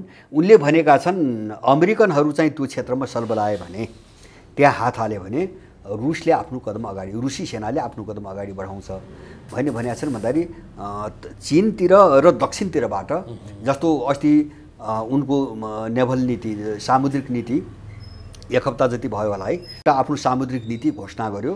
त्यो घोषणाअनुसार उसले हिन्द महासागर, प्रशान्त महासागर, त्यसपछि अरब सागर चारैतिर आफ्नो जलसेना तैनात गर्दैछ भनेपछि अब अमेरिकनहरू उत्तरतिरबाट चीन र दक्षिणतिरबाट रुसीहरूको घेरामा पर्छन्। अब उनीहरू या त लड्नै पर्छ, अर्को उपाय मैले देख्दिनँ, या त्यहाँबाट भाग्नै पर्छ, अर्को कुनै विकल्प छैन। त्यसकारणले गर्दाखेरि अब उनीहरू चाहिँ उद्दण्डता देखाउँदै जसरी फसाए नि, अब यसको अन्तिम परिणति तपाईँको विशुद्धै हो होइन। मलाई चाहिँ यो साम्यता किन भन्छ भने अहिले त हाम्रो अर्को हेन फ्याक्टर के भन्छ भने पहिलो कुरो मैले भने यो अरू देशको सार्वभौम सत्ता र क्षेत्रीय अखण्डतासँग जोडिएको मुद्दा भयो, नम्बर 1 हामीले बुझ्नुपर्ने। दोस्रो हामीले बुझ्नुपर्ने चिज के हुन्छ भने यो समानान्तर विश्वको लडाइँ भयो होइन, जस्तो पूर्व र पश्चिम होइन, जस्तो फिलोसोफी, थट, विचारधारा, मूल्य मान्यता, सभ्यता, संस्कृति सबै कुराहरू जोडिएर आछन् होइन। 2टा सभ्यताको 2टा फिलोसोफीको लडाइँ भयो। र 3 नम्बर तेस्रो कारण, अब युद्ध हुन्छ नै भने मेरो निष्कर्ष के हो भन्छ भने तेस्रो कारण अब यो 2टा चाहिँ विशाल जो ब्लक छन् नि, अब यिनको जो प्रतिस्पर्धा अगाडि बढ्यो यसलाई रोक्न मध्यस्थता गर्ने कुनै निकाय बाँकी रहेको छैन। राष्ट्रसङ्घ सिद्धिसक्यो होइन, राष्ट्रसङ्घले भूमिका खेल्न सक्दैन, त्यसमा संयुक्त राष्ट्रसङ्घ सक्दैन होइन, संयुक्त राष्ट्रसङ्घको भूमिकै छैन, यो मान्छेले नै बुझिरहेको छैन। संयुक्त राष्ट्रसङ्घ भनेको के हुन्छ भने शक्ति राष्ट्रहरूको पैसाले चाहिँ तपाईँको खडा गरेको कर्मचारी तन्त्र हो होइन। जस्तो त्यहाँ त चाहिँ जसले जति पैसा लगानी गरेको छ त्यो अनुसारको पावर सेयर हुन्छ। पहिल्यैदेखि ट्याग लागेको छ अलिकति अमेरिका परस्त होइन, ट्याग मात्रै होइन, नियमै त्यही छ, ट्याग मात्रै होइन। जस्तो सबभन्दा बढी फन्डिङ गर्ने चाहिँ जस्तो त्यहाँका कर्मचारी अमेरिका हो, त्यसैले अमेरिकाको प्रभाव नियुक्तिदेखि सारा चिज त्यही अनुसार छ भनेपछि राष्ट्रसङ्घले त सधैँ अमेरिकाकै काम गर्दै आएको छ नि। त्यो कारण के हो भन्छ भने त्यसले दिएको पैसा, त्यहाँको कर्मचारी त्यही खाएर बसेको छ। राष्ट्रसङ्घको महासचिव भने पनि त्यही हो, कर्मचारी हो। अब त्यसो हुँदा यो पहिलो विश्वयुद्ध पछिका जस्तो राष्ट्रसङ्घको भूमिका जसरी लिग अफ नेसन जसरी पतन भयो एक्ज्याक्टली त्यो अवस्था आइसक्यो। संयुक्त राष्ट्रसङ्घ यसै गरी जाने भयो होइन, गइ नै सक्यो, मेरो बुझाइमा गइ नै सक्यो। जस्तो लिग अफ नेसन के भयो भन्छ भने उही जर्मनी कमजोर हुँदासम्म त 2-4 वर्ष काम गरे जस्तो भयो। तर प्रतिस्पर्धा सुरु भयो जब हिटलरको उदय भयो नि, अनि त्यसपछि उनले धमाधम जब चाहिँ सबै निर्णय मान्न अवज्ञा गर्थे त्यसपछि त्यसले काम गर्न सकेन होइन। काम गर्न पनि अब यतापट्टिबाट त्यस्तै हुन्छ होइन, त्यो भइ नै सक्यो। जस्तो यो निष्क्रिय भयो किन भन्छ भने पावर छ चाहिँ 5वटा सुरक्षा परिषदका स्थायी सदस्यहरूसँग, कार्यकारी अधिकार, भिटो अधिकार उनीसँग छ। अब राष्ट्रसङ्घले गर्ने भने चाहिँ महासभाको बैठक बोलाएर निर्णय गर्ने हो, त्यो चाहिँ बाध्यकारी छैन, कसैलाई कार्यान्वयन गर्न बाध्यकारी छैन। ट्रम्पले हिजै उल्लङ्घन गरिदिए पनि थिए त्यति बेला, होइन सबैले उल्लङ्घन गरिरहेछ होइन, त्यसको निर्णय कसैले पनि मान्दैन। नमाने बापत त्यसलाई मनाउनुको निम्ति यससँग सेना पनि छैन, त्यो निकायसँग यससँग आफ्नो सेना पनि छैन, यससँग कुनै चाहिँ तपाईँको कार्यकारी निकाय पनि छैन भनेपछि राष्ट्रसङ्घ वास्तवमा के हो भन्छ भने शक्ति राष्ट्रहरूले आफ्नो आवश्यकतामा दोस्रो विश्वयुद्धपछि खडा गरेको होइन, पहिलेको लिग अर्गनाइजेसनको जगमा खडा गरेको यस्तो संस्था हो जसले उनकै निम्ति काम गर्दै आयो सधैँभरि। र राष्ट्रसङ्घले मध्यस्थता कहाँ मात्रै गर्यो त भन्छ भने जब शक्ति राष्ट्रहरूका कुनै मुद्दामा जस्तो कङ्गो चाहिँ समस्या भयो होइन, यो 70 को दशकको कङ्गो समस्या भयो, क्युबान क्राइसिस भन्छ, मिसाइल क्राइसिस भन्छ, जस्तो कोरिया युद्ध भयो, यस्तै युद्धमा चाहिँ त्यो युद्धसँग मुछिएका जो महाशक्तिहरू छन् नि उनका बिचमा एउटा सहमतिको बाटो खुल्यो, सौदाबाजी हुन थाल्यो भने त्यहाँ मध्यस्थता गरिदिएछ होइन। तर शक्ति राष्ट्रहरूको सहमति भएपछि मात्रै, तर त्यो बाहेक कुनै पनि शक्ति राष्ट्रको इच्छा बेगर राष्ट्रसङ्घले कहीँ पनि भूमिका खेलेको छैन, पहल पनि गरेको छैन। बरु के गरेको छ भन्छ भने जसको पैसा खाएको छ तिनको पक्षमा कमजोर देशहरूलाई यसले गर्नुसम्म अत्याचार गरेको छ। जस्तो इराकमाथि आक्रमण गर्न त त्यहाँबाट अनुमति दिया हो नि, स्वीकृति त दिएको हो नेटोलाई, भने त्यहाँसम्म गरिरहेछ राष्ट्रसङ्घले। भनेपछि अब अहिले के भयो भन्छ भने अमेरिकालाई चुनौती दिने रुस र चीन आइसकेपछि राष्ट्रसङ्घले कसरी काम गर्ने अब होइन, कमजोर त छैनन् नि, यसको अब भूमिका समाप्त भयो राष्ट्रसङ्घको हो। त्यस कारणले अब मध्यस्थकर्ता पनि नभएको हुनाले युद्धलाई रोक्ने सम्भावना मैले चाहिँ देख्दिनँ, मैले अब युद्ध रोक्ने सम्भावना मैले देख्दिनँ। मुद्दा हिजोको दुईटा युद्धका भन्दा धेरै गहिरा छन् होइन। मैले भन्न खोजेको यो देशका बिचको चाहिँ लडाइँ मात्रै होइन, एउटा सैन्य लडाइँ पनि मात्रै होइन, यो लडाइँका पछाडि नितान्त पोलिटिकल पावरको कुरा मात्रै पनि छैन, यसका पछाडि बजार कब्जा गर्ने कुरा मात्रै छैन होइन, धेरै गहिरो छ होइन। आफ्ना पहिचानका कुरा छन्, सभ्यताका कुरा छन्, संस्कृतिका कुरा छन् होइन, त्योसँग चाहिँ जस्तो आफ्नो चाहिँ अर्थतन्त्रका कुराहरू छन्, बजार सबै चिज जोड्यो। त्यस कारणले नयाँ विश्व र पुरानो विश्वको लडाइँ सुरु भयो भनेपछि यस्तो यो चाहिँ कुनै पनि रोकिने सम्भावना मैले देख्दैन। अब यसको एउटा सानो प्रयास सकेसम्म युद्ध नभइकन यो ध्रुवीकरण चाहिँ शान्तिपूर्ण तरिकाले होस् भनेर गएको चाहिँ तपाईँको 21 डिसेम्बर 17 तारिकका दिन रुसले जो दुईटा सम्झौता प्रस्ताव, सुरक्षा सम्झौता प्रस्ताव नेटो र अमेरिकाले पठाए नि, त्यो मानिदिएको भए युद्ध टर्थ्यो। त्यहाँ रुसले पठाएको प्रस्ताव के हो भन्छ भने तिमीहरू हिजो सोभियत सङ्घको विघटन हुँदाखेरि गरेका प्रतिबद्धतामा बस, नेटोको विस्तार नगर, अमेरिकाको सुरक्षा, युरोपको सुरक्षा, रुसको सुरक्षा, चीनको सुरक्षा, विश्वका अरू देशको सुरक्षा कसरी हुन्छ हामी त्यो सम्झौतामा जाउँ भनेर दुईटा ड्राफ्ट पठायो। तर यिनले मजाक खिल्ली उडाएर चाहिँ फ्याँके। यिनले के सोचे भन्छ भने गफै हो, के गर्न सक्छ भने यिनले गफै हो भने नटेर्ने, कसैलाई पनि नटेर्ने। अब यता रुसले चिनले त ठुलो तयारी गर्दै आएको थिए, जब चाहिँ तपाईँको रुसले हानिदियो त्यसपछि अहिले उनीहरू चाहिँ पश्चातापमा छन्। भनेपछि अब यिनीहरूको जुन सोच आयो नि त्यो मिल्दै नमिल्ने, जो आफ्नो प्रतिस्पर्धी छ त्यसलाई मारेर सिद्ध्याउने, समाप्तै पार्ने भन्ने जो पश्चिमी चाहिँ चिन्तन प्रणाली हो त्यो सधैँभरि युद्धको स्रोत हो। मान्छेले बुझिरहेको छैन, युद्धको स्रोत हो। मैले बारम्बार के भन्न चाहन्छु भने संसारका सबै ठुला युद्धहरू युरोपमै किन हुन्छन् होइन, त्यहाँ गहिरो कारण छ। किन त्यसको कारण के भने उनको स्कुलिङ र थट त्यही हो। उनको स्कुलिङ र थट निषेध, युद्ध, विध्वंस र कमजोरलाई सिद्ध्याउने होइन। उनको सभ्यता त्यही जगबाट विकास भएको छ। त्यस कारणले युरोप कहिले पनि शान्त हुँदैन, अमेरिकनहरू कहिले पनि शान्ति मन पराउँदैनन् होइन। यो स्थिति भएको हुनाले अब यो ताइवानको चाहिँ प्रकरण एउटा नयाँ मोडमा गयो र यसले अब चाहिँ अगाडि ध्रुवीकरण र चाहिँ तपाईँको युद्धको सम्भावनाले एकदम प्रबल बनायो। यो बाहेक अर्को मैले त देखा के हो भन्छ भने 6 महिनाभित्र चाहिँ वारपार हुन्छ। त्यसो हुँदा युद्ध लम्मेला, तर चाहिँ शक्ति राष्ट्रहरू कसको शक्ति कति, कसको पतनको रफ्तार कता, अब उत्थानको रफ्तार, यो सबै 6 महिनाभित्र क्लियर हुन्छ। किन भनेको भन्छ भने अहिले रुससँगको चाहिँ सङ्कटको कारणले अब पश्चिमी जगतमा, संसारभरि पश्चिम मात्र जो आर्थिक मन्दी, मुद्रास्फीति र महँगी सुरु भयो नि, यसले 6 महिना अब थ्याक्न सक्दैन। युरोपमा त चाहिँ वार इकोनोमीको नीति लागू गर्नुपर्छ भन्ने आवाज उठिसक्यो होइन। माने अर्थतन्त्रमा चाहिँ एउटा युद्ध अर्थनीति लागू गर्नुपर्छ नत्र युरोप ध्वंस हुन्छ भन्ने कुरा उठिसक्यो। भनेपछि अहिले त ठेक्न नसक्ने भयो एउटा युक्रेनले। अब त्यसमा चाहिँ चिनिया अर्थतन्त्र त्यही प्रक्रियाबाट गयो भने विश्व डामाडोल हुन्छ। 6 महिनाभित्र चाहिँ कता पुग्छ त्यो स्थिति। त्यो पार्टमा अहिले जुन यो अर्थनीतिको पार्टमा त्यसरी जाँदाखेरि यो त नेक्सस जस्तो छ, सबै एकअर्कासँग जोडिएको छ, इन्टरकनेक्टेड छन्। त्यसरी जाँदाखेरि त्यसैले नै ध्वस्त बनाइहाल्छ नि यो संसारलाई। यो यसरी वेपन्स हतियारै प्रयोग गरेर ध्वस्त हुनुपर्ने अवस्थामा पुग्ला र त्यसैबाट नै विध्वंस मच्चेला नि त होइन? होइन, विध्वंस मच्चिने त्यही बाटो हो। तपाईँले पनि एक्ज्याक्ट जस्तो अहिलेको विश्वको जो नवोदारवाद भने नि, जस्तो हामी पनि त्यसको शिकार भइरहेछौँ। हामीले बुझ्ने अहिलेको पश्चिमा मोडालिटीको तपाईँको अर्थतन्त्र के हो भन्छ भने पुँजी सञ्चय गर्ने अर्थतन्त्र हो। पैसा बढी कसरी जम्मा गर्ने, आवश्यकताको निम्ति उत्पादन हुँदैन, निर्माण हुँदैन, या पैसा बढी नाफाको निम्ति उत्पादन निर्माण हुन्छ अहिलेको मोडालिटीमा। त्यो भएर यो चाहिँ पश्चिमा प्रभावमा परे, दबावले वा स्वेच्छाले जो परे, सबै देश कस्तो भयो भन्छ भने आफूलाई चाहिने हर चिज पहिले उत्पादन गर्थ्यो, त्यो छोड्यो र कुन चिजबाट बढी पैसा आउँछ त्यो उत्पादनमा लाग्यो। त्यस कारणले संसारको प्रत्येक देश परनिर्भर छ अहिले होइन। जस्तो चीनसँग चाहिँ उसलाई चाहिने एउटा सामान सबै बाहिरबाट ल्याउनुपर्छ, जस्तो अमेरिकालाई चाहिने आवश्यक धेरै चिजहरू सबै बाहिरबाट ल्याउनुपर्छ। किन कम नाफा हुने चिजहरू उनीहरूले छोडिदिए। जस्तो नेपाल किन डुब्न लाग्यो, जस्तो श्रीलङ्का भन्छन् नि, नेपालको चाहिँ वित्तीय पुँजीवादको विशेषता के हुन्छ भने अहिले वित्तीय पुँजीवाद बैंकहरूले चलाउने चाहिँ अर्थतन्त्र हो होइन। अब यहाँ के गर्छ भने त्यो बैंकले बढी नाफा जहाँबाट पाउँछ उसले ऋण दिने त्यहाँ मात्रै हो। जस्तो कृषिको किन हरिबुजो भयो होइन, कृषिमा नाफाको मार्जिन कम छ। त्यस कारणले बैंकहरूले लगानी, जस्तो नेपालमा 68% बैंकिङ लगानी रियल इस्टेटमा छ, घर जग्गामा हो। त्यो कुम्ल्याउने ठाउँ हो त्यो होइन। बैंकहरूको 68% लगानी रियल इस्टेटमा छ।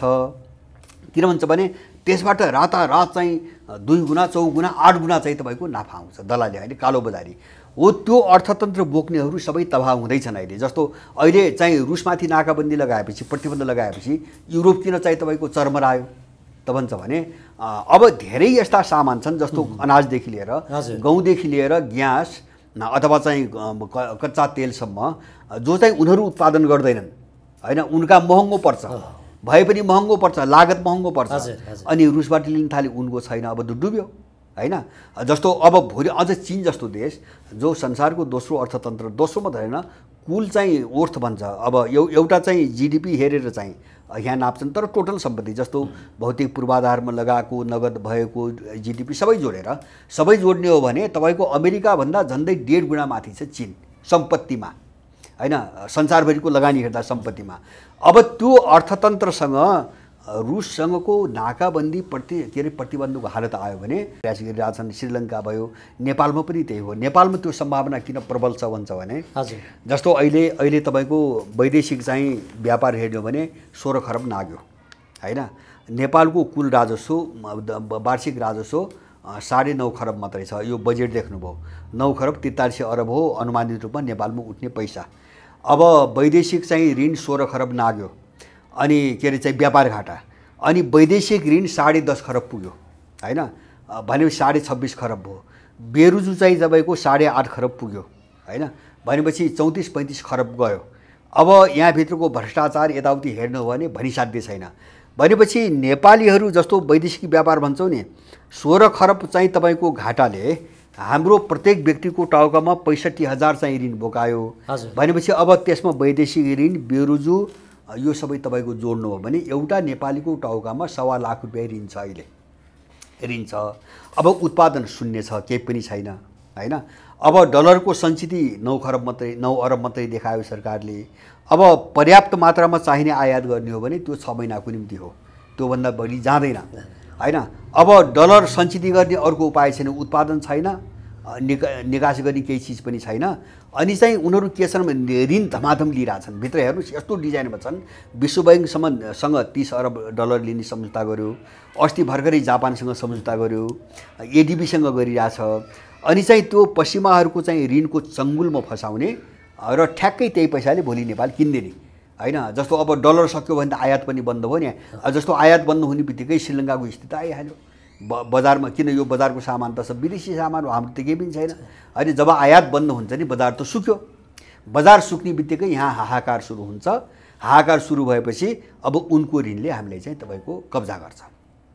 त्यो खेलमा यिनीहरू लगिरहेछन्। त्यति गरिसकेपछि मात्रै जस्तो त्यो पैसा जो ऋण छ नि त्यो ऋणले नेपाललाई ठ्याप्पै समातेर किन्ने भयो भने चाहिँ हामी टोटली नेपाललाई अठ्याउन पाउँछौँ र नेपालको भू राजनीतिमा सोचेको खेल अगाडि बढ्छ भन्ने यो डिजाइनमा नेपाललाई धेरै अगाडिदेखि चाहिँ यहाँ तानिरहेछन्। तर एउटा चाहिँ मैले बुझेको के भन्छ भने त्यति सजिलो चाहिँ छैन, किन अरू देशलाई कब्जा गरे जस्तो त्यति सजिलो छैन। जस्तो श्रीलङ्कालाई डुबाएर अहिले अन्तर्राष्ट्रिय मुद्रा कोष, विश्व व्यापार सङ्गठन यस्तो शर्तमा सौदाबाजीमा लाइरहेछन् कि ऋण दिने जति मागे पनि उसले दिने, तर ऋण यस्तो शर्तमा दिने कि श्रीलङ्का भोलि उनको पन्जाबाट फुत्केर नपाओस्। नेपालमा त्यो गर्न खोजिरहेको, जस्तो उनले सशर्त ऋण दिन्छ, निशर्त दिँदैन। ब्याज मात्रै होइन, त्यहाँ त कुन सेक्टरमा लगानी गर्ने, जस्तो नेपालमा यत्रो वैदेशिक ऋण आउँछ नि त्यो सशर्त आउँछ। उनले हाम्रो खुट्टा उभिने ठाउँमा लगानी गर्ने ऋण दिँदैनन्, उनको शर्त हुन्छ घर जग्गामा लगाउने कि जस्तो उनले अधिकांश ऋण दिने भनेको अटोमोबाइल्स र इलेक्ट्रोनिक सामान हो हैन। जस्तो गाडीसँग सम्बन्धित सामान अनि त्यो कम्प्युटर मोबाइलसँग सम्बन्धित सामान उनले उत्पादनको सेक्टरमा ऋण दिँदैन, किन त्यसले त अर्को देशसँग उँभो लाग्छ। भनेपछि यो सबै चक्रव्यूह बनिरहेछ। कुनै पनि बेला नेपालको टाट पल्ट्यो भन्ने घोषणा गरेर झ्याप्पै त्यो ऋणको उसमा चाहिँ यिनीहरूले समात्न ऋण तिर भन्छन्, उपाय हुँदैन। त्यो ट्र्यापमा पार्ने हो, ऋण तिर भन्छन्, पैसा छैन, पैसा नभएपछि उनको के हुन्छ, त्यसो भए हामी यसरी चलाउँछौँ हो। त्यो स्थितिमा नेपाललाई पुर्याउन खोजिरहेछन्। राजनीतिक अवस्थाले त्यो तपाईँले परिकल्पना गर्नुभएको त्यो अवस्था, त्यो स्वरूप अथवा त्यो जुन देख्दै गर्नुभएको छ त्यो दृश्य, त्यसलाई कतिको सहज बनाउला? हाम्रो अलि अरूभन्दा अलिकति फरक खालको छ नि त फेरि। होइन, फरक छ। मैले भनेको थिएँ, मैले अघि नै भन्दै थिएँ, जस्तो उनीहरूले जति पनि कल्पना गरेका छन् नि त्यो ठाउँमा त नेपाललाई पुर्याउँछन् नै हैन। मलाई लाग्छ नेपाललाई पुर्याउँछन्, पुर्याउने भए, तर उनको मिसन सफल हुँदैन। मैले भन्न खोजेँ नेपाललाई त पुर्याउँछन्, के कति कारणले सफल हुँदैन होइन। यो भू राजनीतिक सङ्कट नेपालको के हो भन्छ भने नेपालको भू राजनीतिक सङ्कट तिनलाई लक्षित गरिकन सृजना गरिएको सङ्कट हो हैन। यो हामीभित्रको कुनै कारणले उत्पन्न भएको सङ्कट होइन। त्यसकारण चीन ब्याकअपमा बस्दिने अथवा त्यो जुन ओथार ढाके जस्तो ढाकिदिने सम्भावना हुन्छ अथवा त्यो सम्भावना रहँदैन फेरि, त्यो पनि हुनसक्छ। भोलि जस्तो एउटा भन्नु यहाँ उथल पुथल होला, हाहाकार होला, पश्चिमाहरूको यो अपराध चाहिँ तपाईँको मान्छेले भोलि बुझिसकेपछि अब ऋण, सहयोग, यताउति, अनुदान सबैतिरबाट अर्को पक्षबाट भयो भने नेपाल चाहिँ अलिकति अगाडि बढ्ने बाटो खुल्ला, त्यो बेग्ला आफ्नो ठाउँमा छ। त्योभन्दा पनि अर्को कुरो मैले भन्न खोजेको के हुन्छ भने नेपाललाई असफल बनाउने वा टाट पल्टाउने भनेको चीनलाई लक्षित गरिकन उनीहरू यहाँ आएर बस्ने कुरासँग जोडिया छ। त्यसकारणले त्यो चीनले त्यति सजिलै स्वीकार गर्दैन, किन उनीहरू आउने बस्ने बित्तिकै त्यहाँ के हुन्छ, रुसले युक्रेनमा जे गर्यो यहाँ त्यही हुन्छ। त्यसकारणले त्यो जोखिम मोल्न सक्ने हालतमा यिनीहरू हुने हुन् कि होइनन् हैन, कुरो त्यहाँ छ। जस्तो चाहिँ अब यो विश्वको घटनाक्रमले यिनीहरूलाई पतनको दिशातिर निरन्तर लग्यो भने अब नेपालमा जत्रो सपना देखे पनि केही पनि लाग्दैन यिनको हैन। एउटा अप्सनको चाहिँ विकल्प, एउटा अपवाद के हो भन्छ भने विश्वको टोटल चाहिँ तपाईँको अहिलेको जो ट्रेन्ड छ त्यो अर्को विपरीत बाटोमा गयो। विपरीत बाटो भनेको जस्तो रसियन र चाइनिज ब्लक चाहिँ कमजोर हुँदै जाने, खस्कदै जाने यो लडाइँमा, र अब पश्चिमाहरू बलियो हुँदै आउने स्थिति भयो भने नेपाललाई उनीहरूले ध्वंस गर्छन्, सफल हुन्छन्। त्यसकारणले मैले सुरुमा भने नि नेपालको भू राजनीति त्यही कारणले यो ग्लोबल राजनीतिसँग अभिन्न रूपमा जोडिएको छ। यसबाट बाहिर हेरेर हामीले व्याख्या गर्नु हुँदैन। त्यसो हुँदा अब अहिले नेपालले पुर्याउनु पर्ने सुझबुझ के हो त यसमा आजको दिनमा? होइन, आजको दिनमा अझै पनि के हो भन्छ भने जस्तो हुन त मलाई लाग्छ यो प्रश्न काल्पनिक भयो। किन भन्छ भने मैले भने नि सबै उनले पालेका, उनले उठाएका, उनले एकदम पेशेवर अपराधीहरू छन्। त्यसकारणले यिनको चाहिँ यो कार्यकालमा यो चाहिँ हुन्छ भने आशा चाहिँ हामीले गर्नु हुँदैन भन्ने लाग्छ।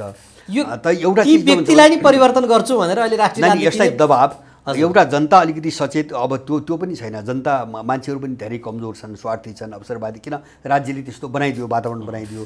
त एउटा के हुन्छ भन्छ भने देशव्यापी एउटा चाहिँ तपाईँको विरोध भड्कियो र एउटा ठुलो दबाब, अब हामी नै देशमा चाहिँ रहने के हो भन्ने खालको एउटा अवस्था सृजना गर्नु सकियो भने यिनीहरूको जो छाडापन छ जसरी गइरहेको छ नि यसमाथि एउटा रुकावट आउँछ र त्यो बाहिरको शक्ति आफूले सोचेको डिजाइनमा खेल्न सक्दैन।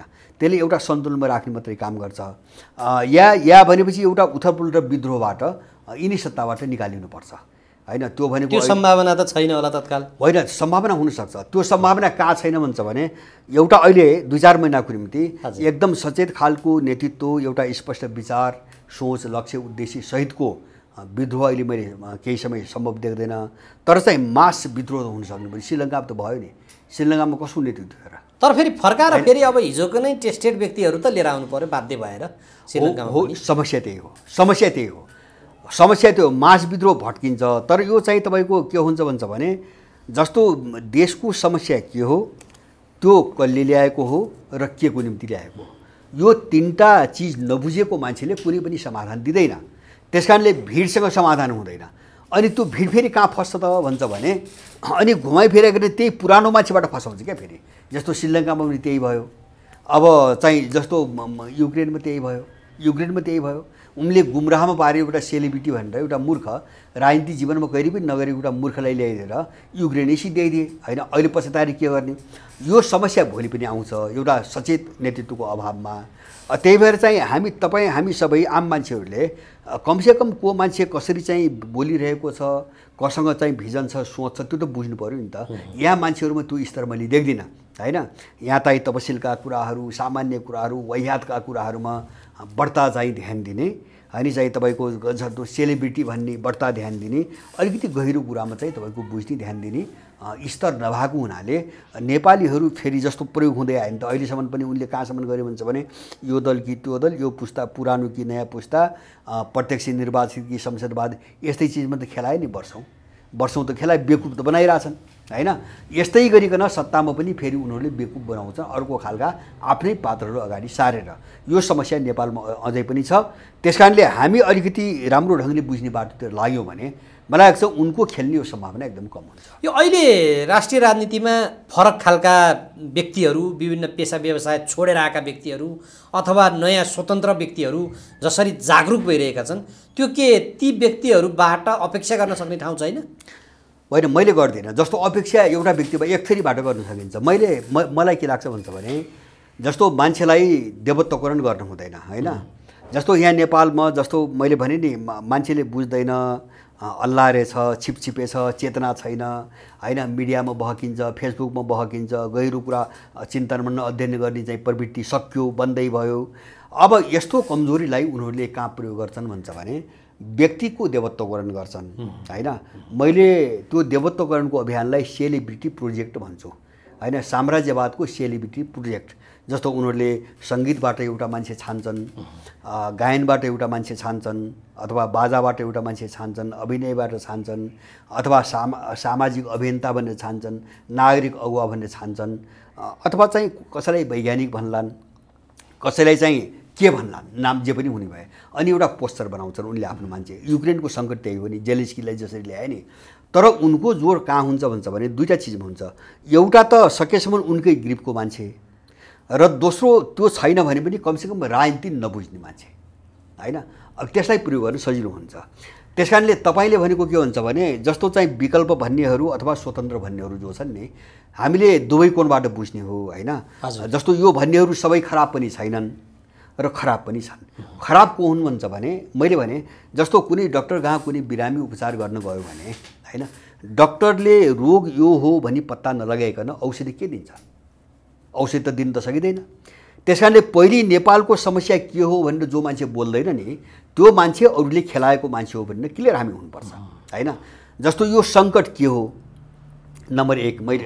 एउटा यो सङ्कट के हो होइन मैले भन्छु नि यो राष्ट्रिय सङ्कट हो मेरो भाषामा किन हाम्रो राष्ट्रको सार्वभौम अस्तित्व कोल्याप्स गर्ने योजनामा खडा गरिएको सङ्कट हो राष्ट्रिय सङ्कट हो नम्बर 1 यो कसले सिर्जना गर्यो होइन यो चाहिँ इन्डो पश्चिमा शक्तिहरूले आफ्नो दलाल प्रयोग गरेर गर्यो केका निम्ति गर्यो चीन विरोधी रणनीतिलाई कार्यान्वयन गर्नुको निम्ति गर्यो होइन अब दासढुङ्गादेखि आजसम्म जे भएको छ नि 47 सालपछि निजीकरणै भन्नुहोस् त्यो सबै यही रणनीतिका चाहिँ कडीहरू हुन् हिस्साहरू हुन् यो वातावरण बनाउनुको निम्ति यति कुरा जो बोल्दैन नि त्यो उनको मान्छे हो भनेमा साफ भयो हुन्छ त्यसो हुँदा मदन भण्डारीको हत्याकाण्डदेखि दरबार हत्याकाण्डदेखि माओवादी इन्सर्जेन्सी जे भयो ती समग्र चाहिँ प्रयोग हुँदै बाटोमा जो आए उनीहरूलाई पन्छाउँदै सब किनारा लगाउँदै होइन सब तगाराहरू किनारा लगाउँदै अनि चाहिँ अब त के भयो भन्छ भने अब यिनका जो पालेका भाडाका थिए नि होइन मुगुन लगाएर पालेका तिनको अगाडि त बाटो छिर्ने त सबै बन्द भयो नि त। अब सबै रोके, सबै साफ भइसकेपछि यसलाई 12 बुँदे मुख जुटाए। त्यो त देख्यौँ नि त, 10 वर्ष कसरी लडाए, कत्रो भ्रम पारे। एक थरी प्रजातन्त्रवादी, अर्को थरी जनवादी, होइन। अझ त्यसमा माथि थप सेना, राष्ट्र रक्षा। यिनी चाहिँ तपाईँको उनका भाडाका क्रिमिनलहरूलाई चाहिँ 10 वर्षसम्म लडाएर 17,000 नेपालीको हत्या गरिकन, होइन, सारा बाटा क्लियर गरिकन अनि ठक्क 62 साल मङ्सिर 7 गते एक ठाउँमा त ल्याए, एक ठाउँमा ल्याए र दिए आफ्ना एजेन्डा, होइन। जस्तो अहिले नेपाली हेर्नुहोस् न कसका एजेन्डा हुने नि, काङ्ग्रेसको कुन दस्तावेजमा छ यो एजेन्डा हिजो, होइन, माओवादीको कुन दस्तावेजमा छ, एमालेको कुन दस्तावेजमा छ। भनेपछि पार्टीलाई हामीले चिन्ने के हो भन्छ भने यिनको आफ्नो भन्ने केही पनि छैन, होइन। यो कुरा चाहिँ उनले बोकेका अर्काका एजेन्डाबाट स्पष्ट हुन्छ। किन एजेन्डा त अघि थमायो नि त। त्यो एजेन्डा आखिर काङ्ग्रेस पनि त्यही एजेन्डा रहेछ, माओवादी पनि त्यही एजेन्डाको रहेछ, एमाले पनि त्यही एजेन्डा रहेछ। भनेपछि आखिर शक्ति त मुकुन्डो जे लगाए पनि त शक्ति त एउटै रहेछ। यसलाई पाल्ने सेल्टर एउटै, खुवाउने। जस्तो 10 वर्ष युद्धकालमा यिनको नेतृत्वको कुनै पनि व्यक्ति किन मारेन, बुझ्छ नि, होइन। यत्रो प्रचण्ड बाबुराम नेपाल आए, घुमे, इन्डियाबाट प्रशिक्षण दिए, होइन। सेनाले किन मारेन, सेनाको माथिल्लो स्तरको नेतृत्व माओवादीले किन मारेन, होइन। एमाले भित्रका मान्छे किन मरेनन्, काङ्ग्रेसभित्रका मान्छे किन मरेनन्। खेल अर्कै थियो। मैले भने नि अब अहिले यो सबै चिजलाई जो मान्छेले प्रश्न देश चाहिँ यस्तो यस्तो गरिकन यहाँ पुर्यायो जसले भन्दैन नि, त्यो मान्छे खतरनाक छ स्वतन्त्रको नाममा, है। हामी बुझ्नुपर्छ। किन विदेशीहरू एउटा जेलेन्सीको मोडेलमा खेल्न खोजिरहेछन् अब, होइन। जसले के भन्छ यही व्यवस्था ठिक हो भन्छ, तर म विकल्प हुँ भन्छ, होइन। जसले देशको सङ्कटको बारेमा मुखै खोल्दैन, जस्तो यस्ता मुद्दा धेरै आए, एमसिसीमा बोल्दैन, एसपिपीमा बोल्दैन, नागरिकता चाहिँ तपाईँको विधेयकमा बोल्दैन, होइन, सिमानामा बोल्दैन, होइन। त्यो मान्छे चाहिँ ठिक मान्छे हो भने कस्तो मान्छे हो त्यो, होइन। हाम त कस्तो चाहिँ तपाईँको तल्लो स्तरको चरित्र चिन्तन भयो भन्छ भने नेपालीहरूको सबै बिग्रिसकेपछि मात्रै गाली गर्छ, अगाडि बुझ्दैन यहाँको मान्छेले, अथवा आफूलाई परेपछि मात्रै अझ आफूलाई परेपछि मात्रै। त्यस कारणले यही चिजको फाइदा उनीहरूले उठाइरहेका छन् अहिलेसम्म, होइन। यही कमजोरीको, यही अवसरवादको, यही स्वार्थीपनको, होइन, अथवा यही सानो चित्तको फाइदा उनीहरूले प्रयोग गरिरहेछन्। र यस्ता स्वतन्त्रहरूको प्रयोग नेपालमा धेरै हुनेवाला छ। अब किन हुनेवाला छ भन्छ भने उनले त दर्जनौँ ढडिया थाप्या हुन्छ विदेशीले, होइन। एउटा ढडिया काङ्ग्रेस, अर्को एमाले, अर्को माओवादी, त्यसपछि अर्को राप्रपा, वा चाहिँ तपाईँको मधेसवादी, जसपा, लोसपा आदि इत्यादि। अनि त्यो मात्र होइन, सडकमा म विकल्प हुँ, होइन। नयाँ स्वतन्त्र रूपमा आएका, स्वतन्त्र मात्र होइन, पार्टी पनि छ नि, पार्टी नै। अनि त्यो पनि पुगेन स्वतन्त्र। अनि चाहिँ यो ढडियाबाट फुत्किन्छ मासु, त्यहाँ गएर फस्छ, त्यहाँबाट फुत्किन्छ, त्यहाँ गएर फस्छ, त्यहाँ मान्छेलाई उम्किनै नदिने यो चक्रव्यूह बनाएर बसेका छन् उनीहरू, होइन। यसलाई बुझ्ने कसरी त।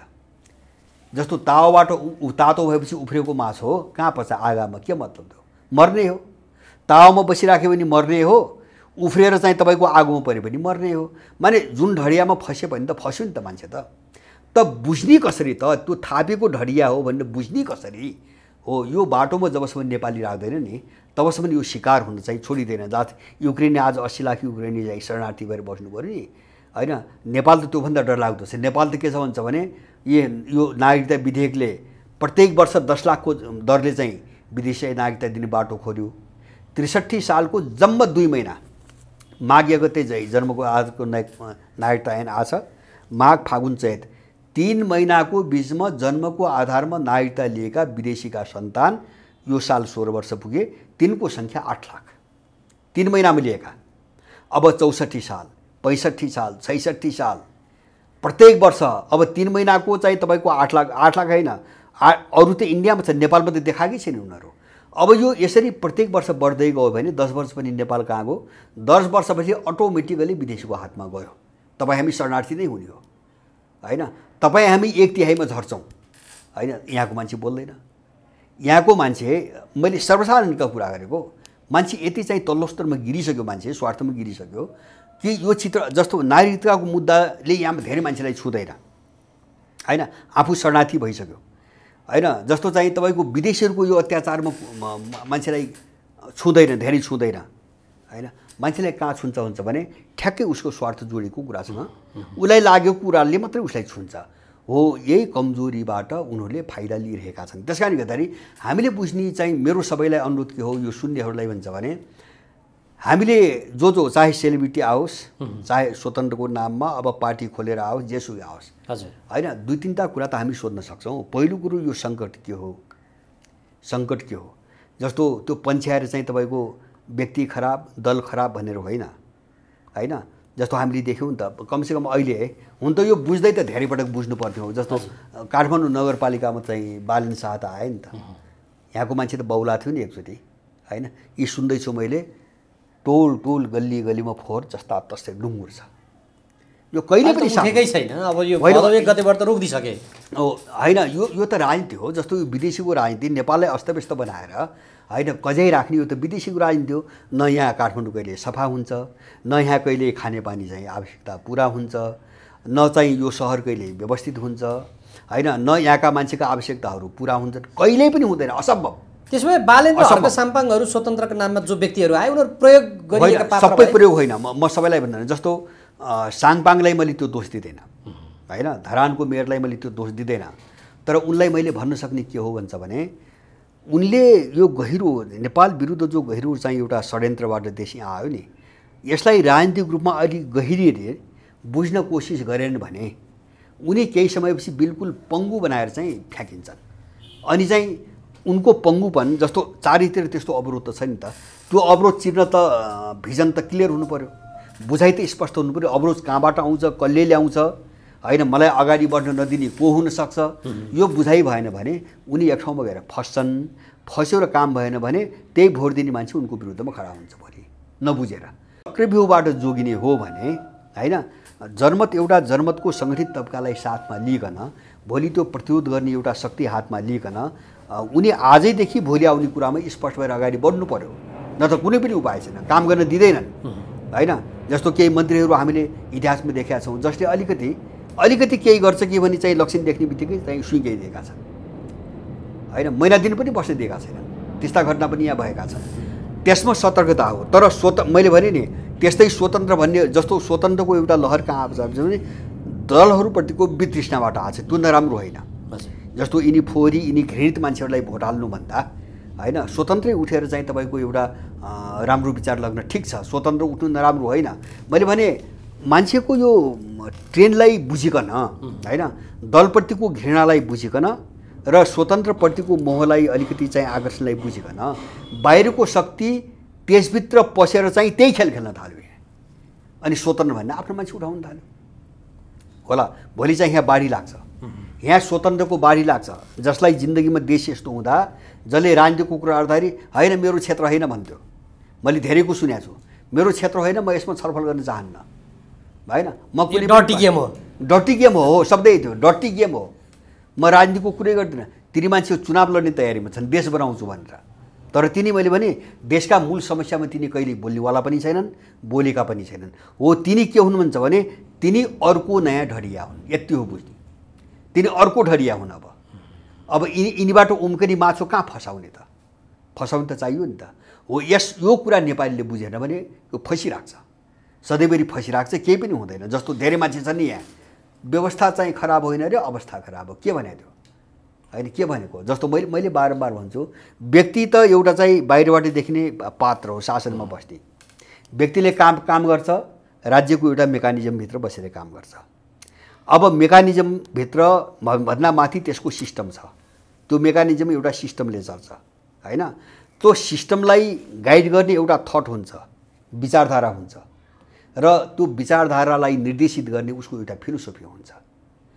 त्यहीबाट गलत छ भने, त्यहीबाट नै हामी फसिरहेका छौँ भने, होइन, व्यक्तिले के हल गर्छ, होइन। तपाईँ अर्काको घरभित्र बसेर डेरा लिएर त्यो घर मेरो भन्न पाउनुहुन्छ? तपाईँ यहाँ बसेर चाहिँ भाडा लिनु भएको छ, मेरो घर भन्न पाउनुहुन्छ तपाईँ? अर्काको सारा चाहिँ संरचनाभित्र बसेर अनि मैले यस्तो गर्छु र उस्तो गर्छु भन्न यिनी फाल्तु कुरा गर्ने मान्छेहरू के भन्छन्? यिनी त हदैसम्मका अनैतिक मान्छेहरू हुन्, होइन, राजनीतिक संस्कार भन्ने बुझ्दै नबुझेका अनैतिक मान्छेहरू हुन्। त्यस कारण हाम्रो लडाइँ कहाँ हो? मैले अघि नै भने नि, विश्वको जो चाहिँ तपाईँको विभाजना आयो नि अहिले, होइन, आफ्नोपनको नाममा आयो, आफ्नोपनको नाममा सारी यति छ यो लडाइँ विश्वको। त्यसैले हाम्रो समस्या मैले भने नि, हाम्रो समस्या हाम्रो सोच्ने तरिकाबाट सुरु भएको छ, हाम्रो फिलोसफीबाट सुरु भएको छ। किन हामीसँग जे छ हामी सब बाहिरको बोकिरहेछौँ।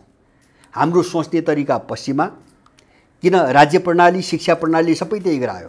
हाम्रो सोच्ने तरिका बाहिरको, हामीले बोकेको विचारधारा बाहिरको, पछि दौडेर बाहिर गइहाल्नु पर्ने। जस्तो हाम्रो राज्य प्रणालीका सबै अङ्गहरू बाहिरका हैन, जस्तो इकोनोमिक मोडेल बाहिरको, पोलिटिकल सिस्टम बाहिरको, सामाजिक सांस्कृतिक नीति बाहिरका, मूल्य मान्यता बाहिरका, सबै बाहिरको भएपछि व्यक्तिले गर्ने के केही पनि गर्दैन। बिल्कुल यो 200% झुट हो, यस्तो कुरा हामी मान्छौँ। त्यसैले हाम्रो लडाइँ पनि हाम्रो आफ्नोपनको लडाइँ हो। हामीले बुझ्ने यति हो हैन। जस्तो जो हामीले आफ्नोपन गुमायौँ नि त, जस्तो नेपालको यहाँको परिवेश, यहाँको हावापानी अथवा यहाँको सामाजिक सम्बन्ध, यहाँका संस्कृति सभ्यताहरू, यहाँका हाम्रा स्रोत साधनहरू, हाम्रो आफ्नो चाहिँ प्राविधिक क्षमता, हाम्रो पुँजी सबै हेरिकन हामीले नेपालमा आफ्नो राज्य प्रणाली त बनाउन सक्थ्यौँ नि हैन। त्यो बाटो त हामी त गएनौँ। हामी त कहाँ गयो भन्छ भने बेलायतले विकास गरेको मोडालिटीमा गयौँ, संविधान प्रजातन्त्र। किन उसले आफ्नो आवश्यकतामा विकास गरे हो। त्यही भएर हामी कहाँ काम गरेन, त्यही भएर इन्डियामा काम गरेन। इन्डिया किन चाहिँ तपाईँको मैले भने चीनभन्दा किन 100 वर्ष पछाडि छ, 50 वर्ष पछाडि छ, जबकि चीनभन्दा 2 वर्ष अगाडि स्वतन्त्र भएको भन्छ। किनभने सबै पश्चिमा छ त्यहाँ। चिनियाहरू त्यहाँबाट मुक्त भए अमेरिकालाई टक्कर दिन थाले, रुसीहरू जब मुक्त भए सिङ्गो नेटोलाई टक्कर दिन थाले, इरान जमेर आज त्यहाँ बसिया छ। कारण यही हो, एउटा टर्कीको एर्दोगानले चाहिँ तपाईँको पश्चिमा जगत नेटोमा बस्दा बस्दै हल्लाइरहेछ। कारण त्यही हो हैन। जसले आफूलाई बुझ्यो र आफ्नो देश बुझ्यो, आफ्नो पहिचान बुझ्यो, त्यो अगाडि गइसक्यो। जसले बुझ्दैन त्यो डुब्छ। अब हाम्रो पाटमा अहिले नेपालीहरूले तपाईँले भन्नुभएको विशिष्टीकरण शैलीमा तत्काल बुझ्न सक्ने अवस्था देखिएन।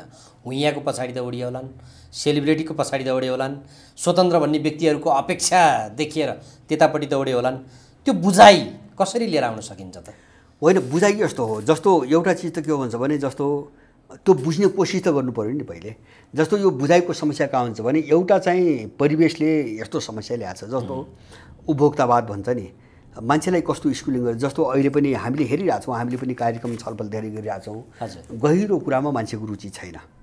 नागरिकताको कुरा उठाएर हामीले धेरै छलफल गऱ्यौँ, कुन ठाउँ ठाउँमा कुन सभाहरू गऱ्यौँ, चोक सभाहरू गऱ्यौँ हैन। मान्छेले सुन्दैन, सुन्ने इच्छा छैन हैन। किन यो कुराबाट उसले केही पनि पाउँदैन। किन मान्छेलाई चाहिँ बजारवादी बनाइएको छ। जस्तो बजारवाद, उपभोक्तावाद भन्छन् नि, यिनीहरूले चाहिँ अलिकति अझ दार्शनिक वैचारिक भाषामा भन्दा नव उदारवाद भन्छ नि। यसको सिद्धान्त के हो भन्छ भने जिन्दगीमा बाँच्दासम्म जति सक्छौ कमाऊ, भोग गर, मोज मस्ती गर, त्यसको निम्ति पैसा चाहिन्छ। पैसा छैन भने जिन्दगी छैन हैन। हो, अहिलेको नेपालमा पढाइने शिक्षा प्रणाली त्यही हो हैन। तपाईँ स्कुल कलेजका धेरै पुस्तकहरू हेर्नुहोस्, त्यहाँ के पढाउँछ भन्छ भने 10 रुपियाँ लगानी गरेर 100 रुपियाँ कसरी कमाउने भन्ने पढाउँछ। त्यहाँ डकैती पढाउँछ हैन, त्यहाँ चोरी गर्न सिकाउँछ हैन। त्यहाँ छैन आत्मउत्थानको कुरा पनि छैन, परोपकारको कुरा पनि छैन हैन, समाजको नैतिकताको कुरो पनि छैन।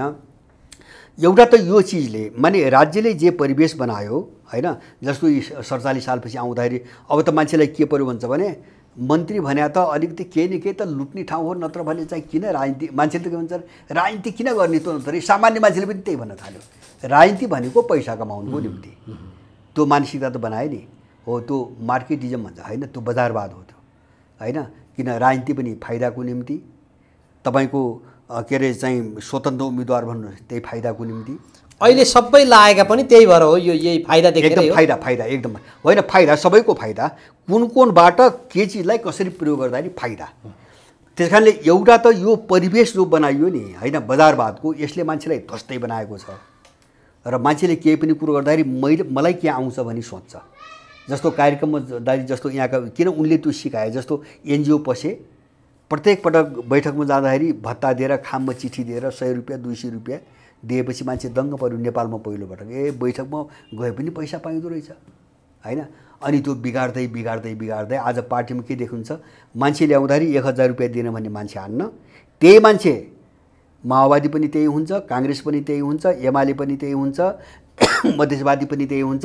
सबैको जुलुसमा त्यही जान्छ, तर पैसा दिएर हैन।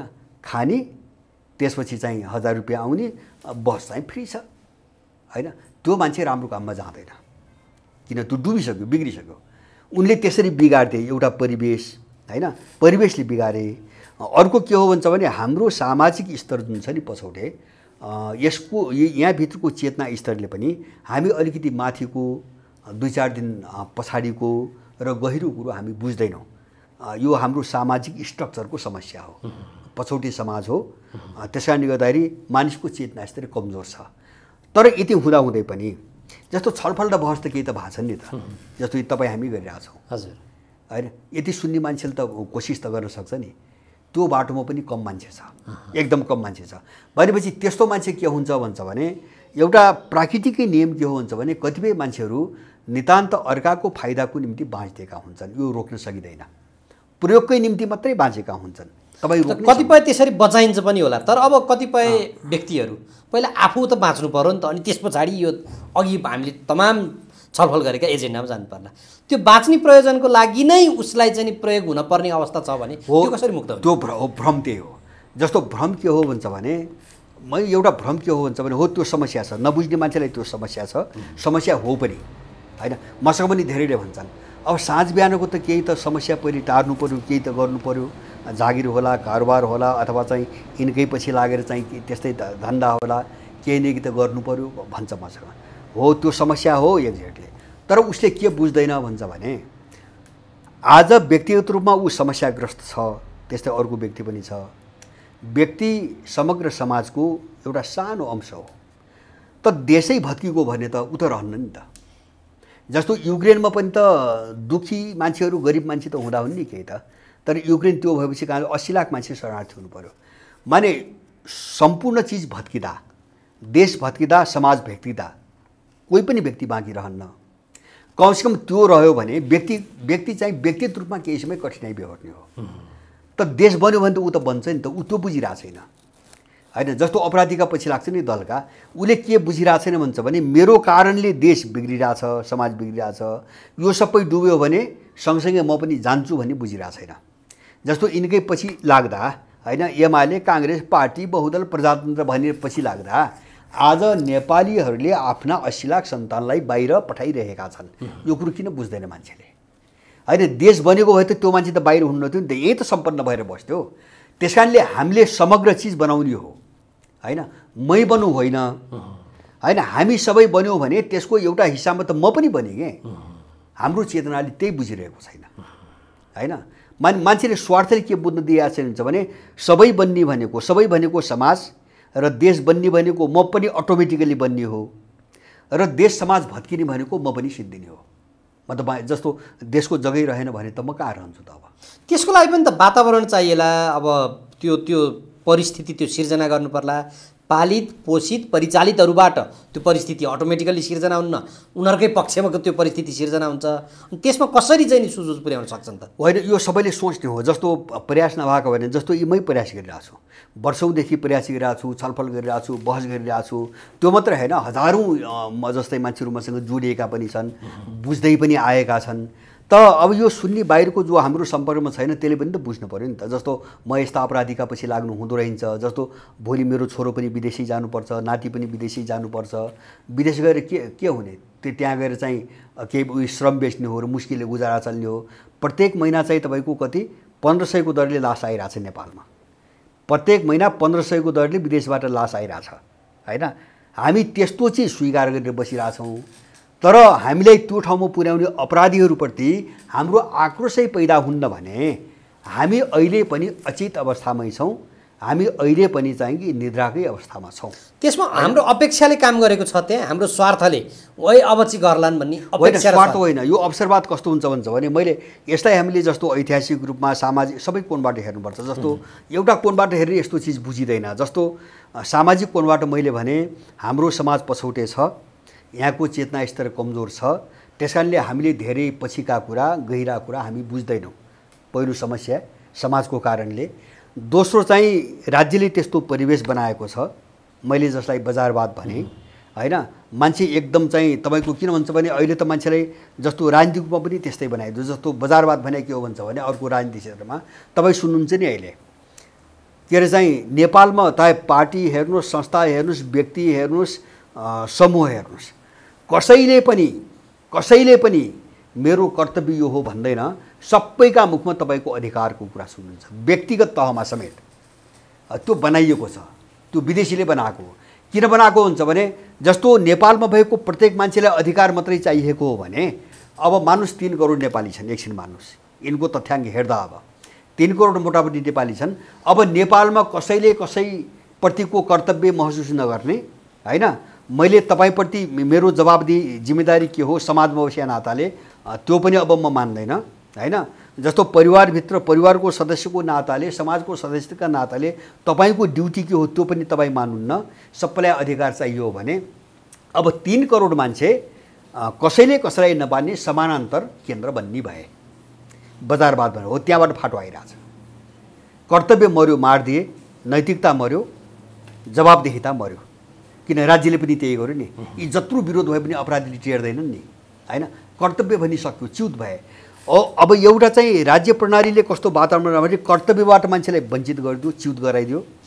सबैलाई अधिकार भन्ने चाहिँ शब्द घोकाउन लगायो र अधिकार भन्ने कसैले अर्कोलाई मान्दैन। त्यो समानान्तर अहिले यो उकुस-मुकुस त भएको छ नि, होइन। यो दोस्रो समस्या मैले भन्नुहोस्, मैले तेस्रो समस्या अर्को चाहिँ तपाईँको यससँग जोडिएको के हो भन्छ भने हाम्रो सानोतिनो तपाईँको स्वार्थ। जस्तो मैले भने नि, हामी समग्रता भनेको के हो, अंश भनेको के हो, परिवार भने के हो, त्यसको सदस्य भने के हो, समाज भने के हो, अब त्यसको एउटा अङ्ग भने के हो, हामीले यो चिज बुझेनौँ, होइन।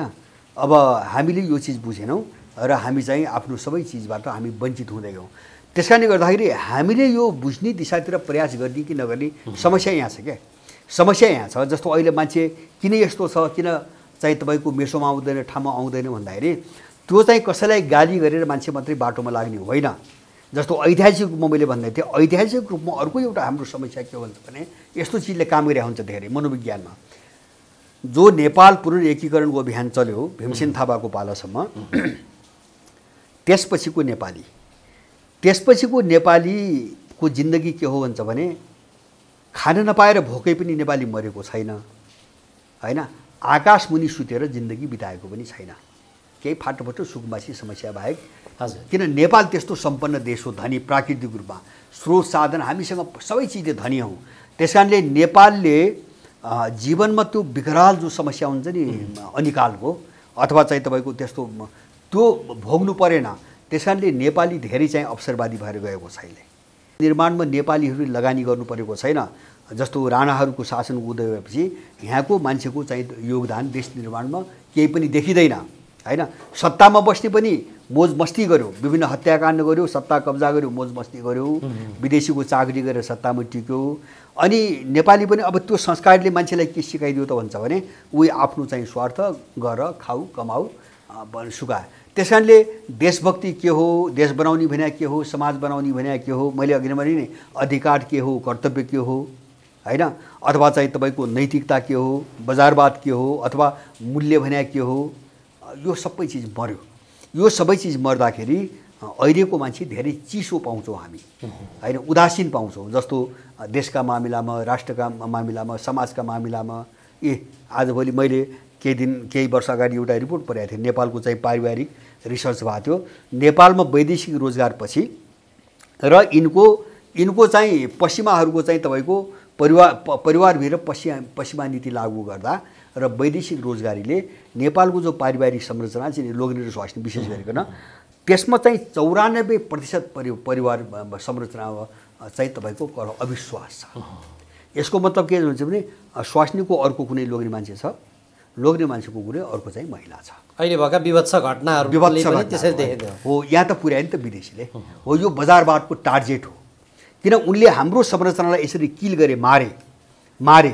मरिसकेपछि के भन्छ, जस्तो पारिवारिक संरचना मरेपछि परिवारको सदस्य पनि मर्यो। जस्तो बाबुले छोराछोरी भन्दैन, होइन, छोराछोरीले बाबुआमा भन्दैनन्, होइन। जस्तो हामी तमासा देखिरहेछौँ नि अहिले, कोही कसैप्रति उत्तरदायी छैन, जवाबदेही छैन।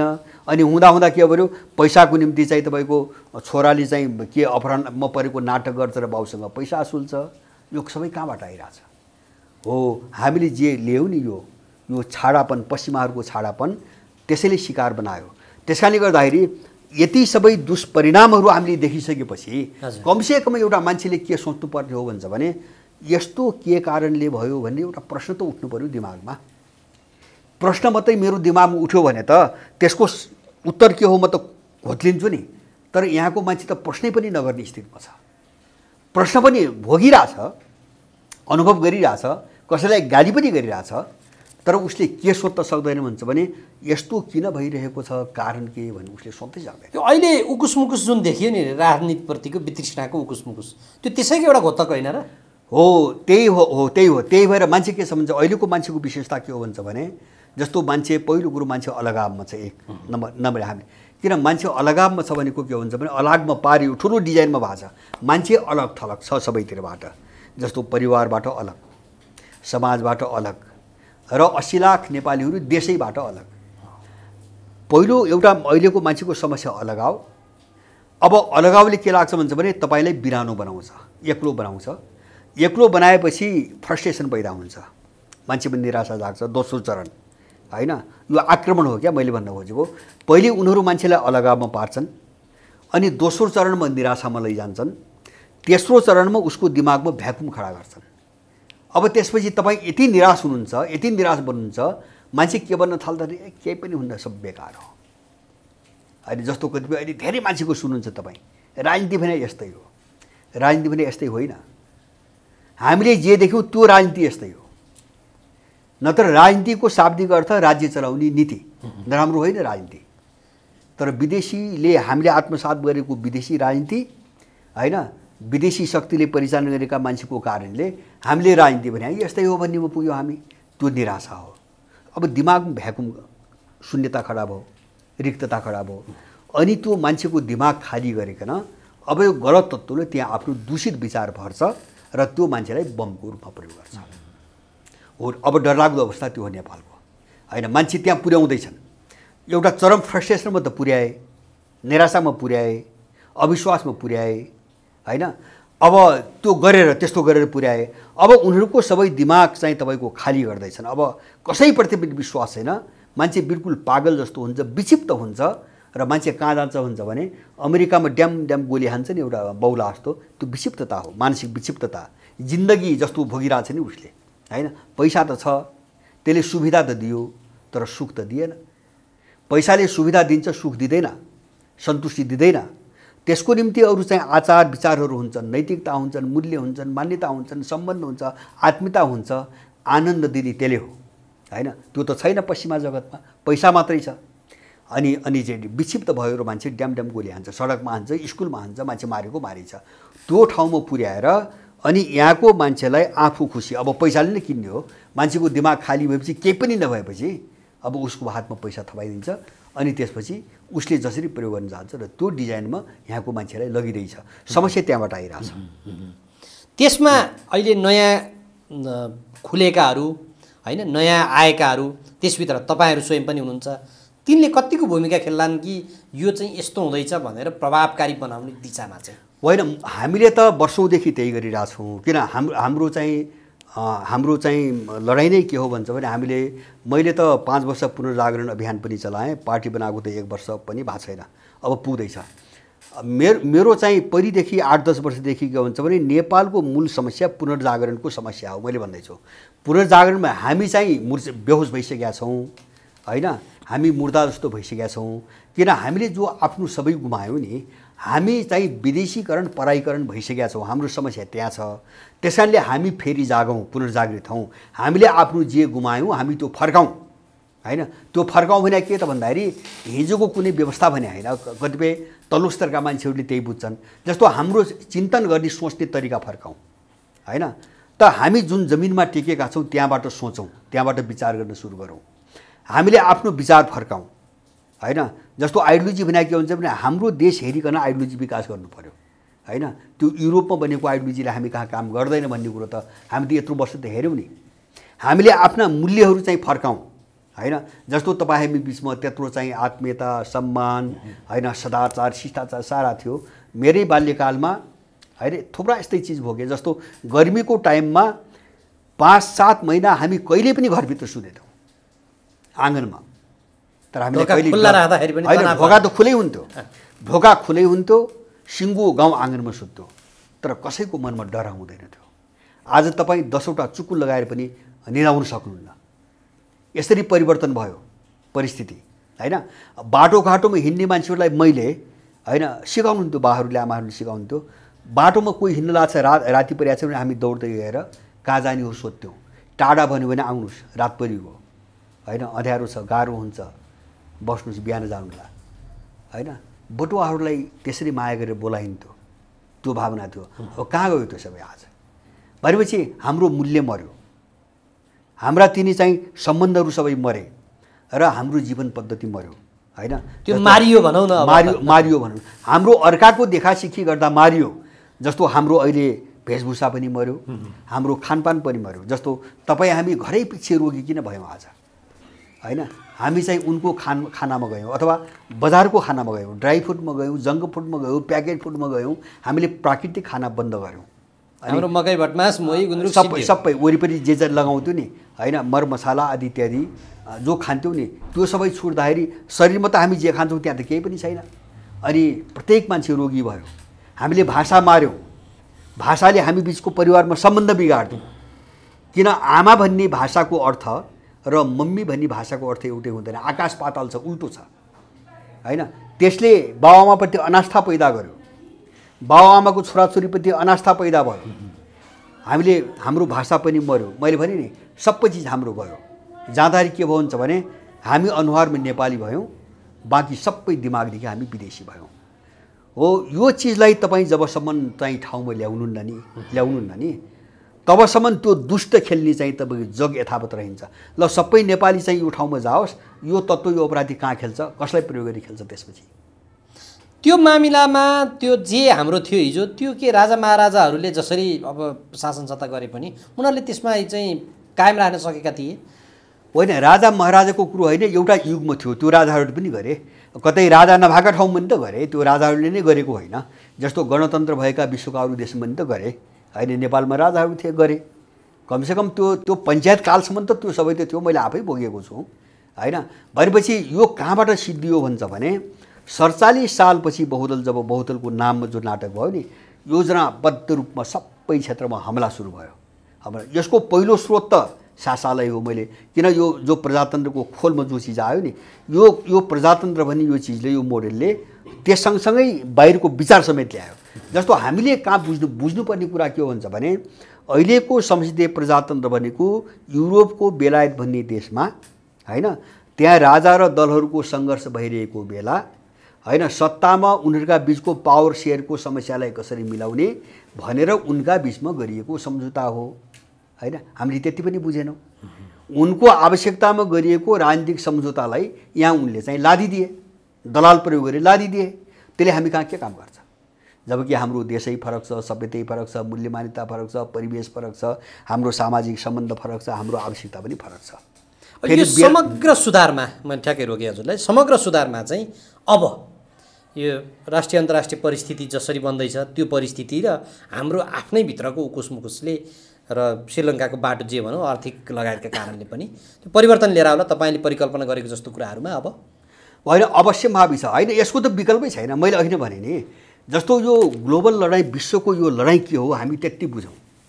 यो लडाइँ अपनत्वको आफ्नोपनको लडाइँ हो है। हामी यो कुरालाई राम्रोसँग बुझ्नुपर्छ। म तपाईँको 3-4 उदाहरण दिन्छु एउटा ट्रेन्डको रूपमा। जस्तो अमेरिकामा डोनाल्ड ट्रम्पको एउटा नारा आयो, त्यो मान्छेले बुझेन, उनलाई हरेक किसिमले गाली गरे। त्यसको अर्थ धेरै गहिरो छ। मेक अमेरिका ग्रेट अगेन भने, त्यहाँ अगेन भन्ने शब्द छ। त्यसले के बुझाउँछ? अमेरिका कुनै बेला महान थियो, अमेरिका ध्वस्त भयो भन्छ हैन। त्यो भनेको आप्रवासी समस्या। अमेरिका आप्रवासीहरूले खोसे, त्यसकारणले अमेरिकन दुखी भयो भन्छ। अनि उसले हिजोको अमेरिकामा हामी फर्किनुपर्छ, फेरि त्यो महान बनाउनुपर्छ भनिरहेछ हैन। उसको कोण जेसुकै होस्, अमेरिकाको एउटा हिस्साले अमेरिकाको हिजोको आफ्नोपन खोजिरहेको छ। जुन बेला उनीहरू त्यहाँका रेड इन्डियनलाई हराएर अमेरिका कब्जा गरे, त्यो बेलाको आफ्नोपन खोजिरहेको छ अमेरिकी। त्यो नारा त्यसै आएको छैन। किन अहिले उनीहरूले हुन त यो संसारलाई यस्तो बनाएको र लादेको उनले हो, तर त्यसबाट उनीहरू पनि डुबे, हामी मात्रै होइन, उनको देश पनि सङ्कटमा पर्यो। दोस्रो उदाहरण म तपाईँको चीनको दिन्छु।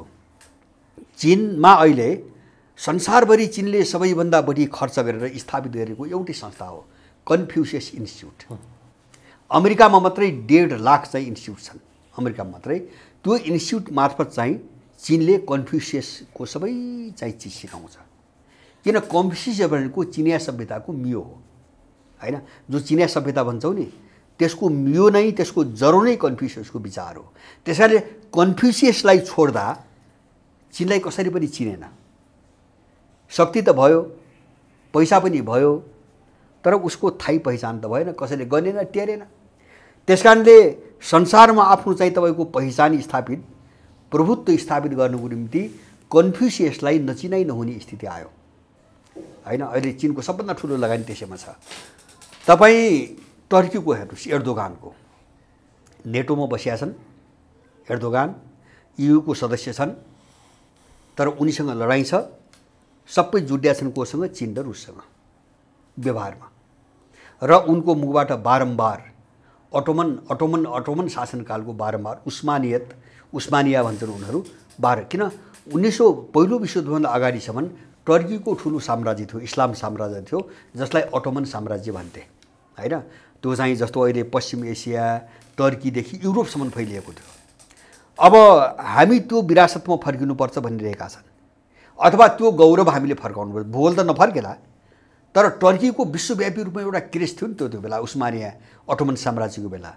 हामीले त्यो क्रेज फर्काउनु पर्छ। त्यसकारणले उनले बारम्बार अटोमन गरिरहेका छन्। अहिले पश्चिमासँग दूरी बढेको कारण त्यही हो। त्यही अटोमनतिर फर्कनुको निम्ति, त्यही इज्जत र गौरवतिर फर्किनुको निम्ति त्यहाँको जो चाहिँ तपाईँको हागिया सोफिया भन्ने एउटा म्युजियम बनाएको थियो पहिले, त्यसलाई चाहिँ मस्जिद घोषणा गरी एर्दोगानले संसारभरि विरोध भयो। अब तपाईँ चौथो इन्डियाको कुरा हेर्नुहोस्। अब त्यसको अर्थ आफ्नै छ। अब कसैसँग रिस छ, कसैसँग के छ बेग्लै, तर हिन्दुत्वको जो अभियान हो त्यो आइडेन्टिटी क्राइसिसबाट आएको चाहिँ अभियान हो त्यो। किन इन्डिया 1000 वर्षदेखि विदेशी गुलाम छ, त्यो अहिले पनि गुलाम हो हैन। इन्डियनहरूलाई सरकार मात्रै दिएको हो, सबै पश्चिमाले चलाइरहेछ अहिले पनि। त्यसकारणले पहिले यिनीहरू चाहिँ जस्तो हुनहरूको चाहिँ उसमा प्रभुत्वमा बसे, त्यसपछि सुल्तानहरू आए, अनि त्यसपछि मुगलहरू आए, त्यसपछि ब्रिटिसहरू आए। 1000 वर्षदेखि ऊ स्वतन्त्र बन्नै सकेको छैन। उनीहरूको एउटा पीडा छ हैन। अब जनसङ्ख्या छ, अर्थतन्त्र पनि ठुलै भयो, सेना पनि ठुलै छ। अब सबैले इन्डियाबाट फाइदा लिन छिनाझप्टी पनि गरेका छन्। पश्चिमाले पनि तान्छ, रुसले पनि तान्छ, चीनले पनि तान्छ। तर विश्व राजनीतिमा इजरायल, नेपालभन्दा सानो देश इजरायल जतिको पनि त्यसको भूमिका छैन। किन छैन? त्यसको पहिचान छैन। जस्तो इन्डिया भने चिन्दाखेरि विश्वले के भन्ने चिन्ने? उनले हिन्दुत्व, उनले त्यो पहिचान बनाउनु खोजेर, पहिचानको क्राइसिस हो। मैले यो उदाहरण के हो भन्छ भने संसार आफ्नोपनमा फर्किन खोजिरहेको छ। जुनसुकै देश हेर्नुहोस्, हाम्रो समस्या त्यही हो। यो सङ्कट कहाँ आयो भन्छ भने हामीले हामीभन्दा बाहिरको चिज प्रयोग गर्दै 7 सालपछि जो ल्यायो नि, त्यसले देश जो समाप्त पार्यो त्यो अब क्लाइमेक्समा पुग्यो, उत्कर्षमा पुग्यो। र अब उत्कर्षमा पुगेपछि हल के त? तपाईँले भन्नुभयो नि, अब मैले भने नि, अब लडाइँको ट्रेन जे हो, यो हलमा गएन भने त्यसको अर्थ के हो भन्छ भने समाप्ति, विसर्जन। नेपाल रहन्न। त्यो हलको बाटो हामीले बुझेनौँ। हल त त्यो कसैले रोक्नै सक्दैन, अब रोक्नै सक्दैन। जसरी युक्रेनमाथि रुसलाई कसैले रोक्नै सकेन, अब ताइवानमाथि चीनलाई कसैले रोक्नै सक्दैन, यो कल्पनै नगरे हुन्छ। र नेपालको समाधान पनि कसैले रोक्नै सकेन, रोक्नै सक्दैन। एउटा विकासको प्रक्रियाको ट्रेन्डको हिसाबले माने समाजको पथचाप त्यो दिशातिर छ। तर एउटा के भन्छ, अब मान्छे जाग्दै जागेन, बुझ्दै बुझेन, त्यो स्तरको मान्छे नेपालमै रहेनछ भनेपछि त्यसको निष्कर्ष के? विसर्जन, अरू केही पनि होइन। जान्छ, सिद्धिन्छ, आफ्नो पहिचान पनि घुम्छ। मान्छेले बुझ्दै नसकेपछि एउटा टुक्रो चाहिँ तपाईँको एउटा देशले लग्ला, अर्को टुक्रो अर्को देशले लग्ला, यसलाई चाहिँ 50 टुक्रा बनाइदेलान्, सानसाना टापु जस्ता बनाइदेलान् हैन। नीति भोग्ने त्यही हो। तर मलाई के लाग्छ भन्छ भने विश्वको समग्र ट्रेन हेर्दाखेरि नेपाल गलत बाटोमा जाँदैन, निकासमै जान्छ। किन यो बहस पनि सुरु भएको छ, त्यो कमसेकम हामीले त बुझ्यौँ नि हैन। धेरै मान्छेले बुझिदिएको छैन, हामीले त बुझ्यौँ नि त। यो बहस चलाइरहेछौँ, त्यही ढङ्गले संगठन पनि बनाइरहेछौँ। अब देश विदेशमा यो पङ्क्तिका मान्छेहरू धेरै छन् भनेपछि एउटा उनको घेराबन्दी, परिवेशको घेराबन्दीको कारणले र हामी यिनी सबैसँग जोगिएर यिनी सबैसँग लसपस नगरिकन अगाडि बढ्नुपर्दा हामीले धेरै कठिनाइ झेल्नु परेको छ र सोचे जसरी हामी जान सकिरहेका छैनौँ। प्रतिकूलता धेरै छन् हैन, जस्तो स्रोत साधनमा समस्या छ हैन, अरू चिजमा समस्या छ, सारा चिज समस्या छ। अब आफूमा जति चाहिँ हैसियत हुन्छ, जस्तो सपोर्टको जति हैसियत हुन्छ त्यही अनुसार अगाडि जाने हो। त्यसले अब अलिकति रफ्तारमा मन्दी देखा परेको मात्रै हो। नत्र भने चाहिँ मलाई लाग्छ अब जुन भावना मान्छेको हामीले आफै पनि जुन बहस गरिरहेछौँ, अब यो विचारलाई रोक्ने र तोड्ने दबाउने खालको स्थिति छ भने चाहिँ मलाई लाग्दैन। र अब यो अनुभव मान्छेले जति गर्दै जान्छ, जति देख्दै जान्छ नि, अब हाम्रो विचार सुन्नेतिर मान्छे बढी आकर्षित पनि हुँदै गएको छ। यो पनि हामीले हेरिरहेका छौँ र त्यो ठाउँमा आउनै पर्छ, अर्को चाहिँ समाधान छैन। हुन्छ, यो महत्त्वपूर्ण समय दिनुभयो। जाँदा जाँदै सारमा अब त्यसो भए हाम्रो चुनाव पनि नजिकै पनि छ। चुनावभन्दा पछि नै तपाईँले सोचेको जस्तो त्यो खालको अवस्था सिर्जना हुन्छ हुँदैन र यो चुनावलाई कसरी प्रयोग गर्न सक्छन् नेपालीहरूले, त्यो विषयमा छोटो केही राखिदिनु होला अनि म एन्डिङ गर्छु। अब चुनाव हुन्छ कि हुन्न त्यो म यकिन गर्न सक्दिनँ। जस्तो चुनाव घोषणा त गरिसक्यो त होइन, गरोस्, घोषणा त गर्लान्, घोषणा गर्छन्। अब भोलि फेरि सङ्कटकाल भनिदिनु पनि सक्छन्। अब यो चिज कहाँ जान्छ भन्छ भने मैले भने ग्लोबल वैश्विक परिस्थिति कतातिर जान्छ, चुनाव हुने नहुने कुरा त्यसले तय गर्छ हैन। भनेको आर्थिक रूपमा सङ्कट आउँदै गयो। विश्व यो जुन अहिले विश्व बजारमा देखिएको छ नि, जुन यो अहिले ताइवान मामिला जसरी ज्वलन्त रूपमा आयो, त्यो कुराले हामीलाई अर्थ राख्यो होइन। उतातिर भड्कियो चर्कियो भने यहाँ चुनाव हुँदैन। एक दोस्रो चाहिँ तपाईँको अब चुनाव गराएर त्यहाँसम्म जाँदा जाँदै यसलाई चाहिँ बोक्ने चाहिँ शक्तिहरूको अगाडि ठुलो सङ्कट आउने हो भने उनले त्योभन्दा पहिले नै यहाँ सङ्कट ल्याइदिन्छन्।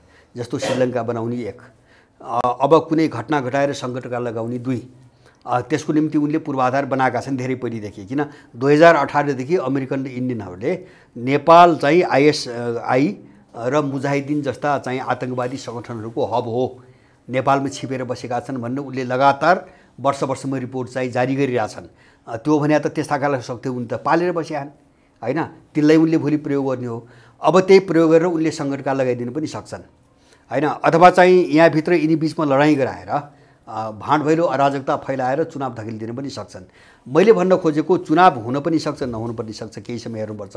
तर त्यो केले तय गर्छ भन्छ भने समग्र यो विश्वको ध्रुवीकरण, यो प्रक्रिया कसरी अगाडि बढ्छ त्यसले निर्धारण गर्छ।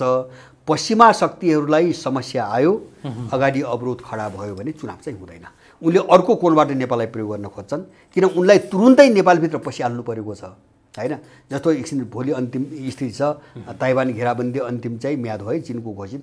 अब भोलि पछि पनि चिनले छोड्दैन भने त अब परिस्थिति अर्को दिशामा त गइसक्यो अब हैन। त्यसपछि के चुनाव हुने, त्यसपछि चुनाव होइन कि नेपाललाई अब कतातिर चाहिँ तपाईँको धकेल्ने त्यो योजनातिर लाग्छन्। किन त्यहाँबाट डाइभर्ट गर्न चिनलाई अर्को ठाउँमा इन्गेज गर्नु पर्यो। अब त्यस कारणले चुनावमाथि अहिले विश्वास नगरौँ। मैले चाहिँ चुनाव हुन्छ भने विश्वास गर्दैन। सामान्य स्थिति रह्यो भने चुनाव हुन पनि सक्छ, तर अहिले नै ठ्याक्कै आकलन गर्न चाहिँ सक्ने स्थिति छैन। भोलि भयो भने तपाईँहरू अथवा त्यो प्रयोगमा जाने कि नजाने चुनाव? यस्तो हामीले चुनावलाई एकदम प्राथमिकता हामीले दिएका छैनौँ। दर्ता पार्टी छ, हामी चुनावमा चाहिँ जान्छौँ सामान्यतः, किन भन्छ भने जानकी निम्ति पार्टी दर्ता गरे हो, नत्र भने दर्ता गर्न आवश्यक थिएन। तर चिज मैले भने नि हामी केमा प्रश्न छौँ हुन्छ भने हाम्रो आफ्नो मिसन छ, मूल काम यो हो हैन। हामी जे ढङ्गले आएको छौँ मुख्य काम त्यो हो। अब त्यहाँ चुनाव जितेर होला, 2-4 जना जितेर त्यहाँ बोल्ने भन्ने, अब जिन्दाबाद मुर्दाबाद त्यो अरूले पनि गरिरहेछन्, त्यसको खासै अर्थ हुँदैन हैन। उनलाई एक्सपोज गर्ने मात्रै हो। त्यहाँ गएर मैले काम गर्छु, अहिले अघि नै भन्नुभयो नि तपाईँको यहाँ बाहिर स्वतन्त्र बन्ने भन्छ नि हैन, हामी गएर गर्छौँ भन्छ नि, त्यस्ता चाहिँ ताइन तुइका कुरा हामीले गर्दैनौँ। त्यहाँभित्र गएर गर्न सक्ने कुरा के होइन, यिनको भण्डाफोर गर्ने, यिनलाई नङ्ग्याउने, त्यहाँभित्रका केही सूचनाहरू लिने कुरो हो। त्यसमा चाहिँ यिनलाई कमजोर बनाउन त्यो भूमिका खेल्न सकिन्छ भने चुनावमा जाने हैन। अब सकिँदैन भने त्यसको कुनै अर्थ पनि हुँदैन। तर हाम्रो मोर्चाबन्दी सहित हुन्छ कि हुँदैन? अब हामीले त्यही जोड गरिरहेछौँ, सकेसम्म चाहिँ जति मिल्न सकिन्छ मिलेरै जाने र सबैलाई ठाउँ ठाउँमा समर्थन गरेर जाने भन्ने हिसाबले हामीले छलफल गरिरहेछौँ र त्यही ढङ्गले कोसिस गरौँला। हुने चाहिँ तपाईँको लक्षण देखिएछ भने, भोलि चुनाव हुने अवस्थाहरू भयो भने हुन्छ। यो महत्त्वपूर्ण विचार र समयका लागि म यहाँलाई धन्यवाद र आभार व्यक्त गर्छु। हजुर, यहाँलाई पनि धेरै धन्यवाद।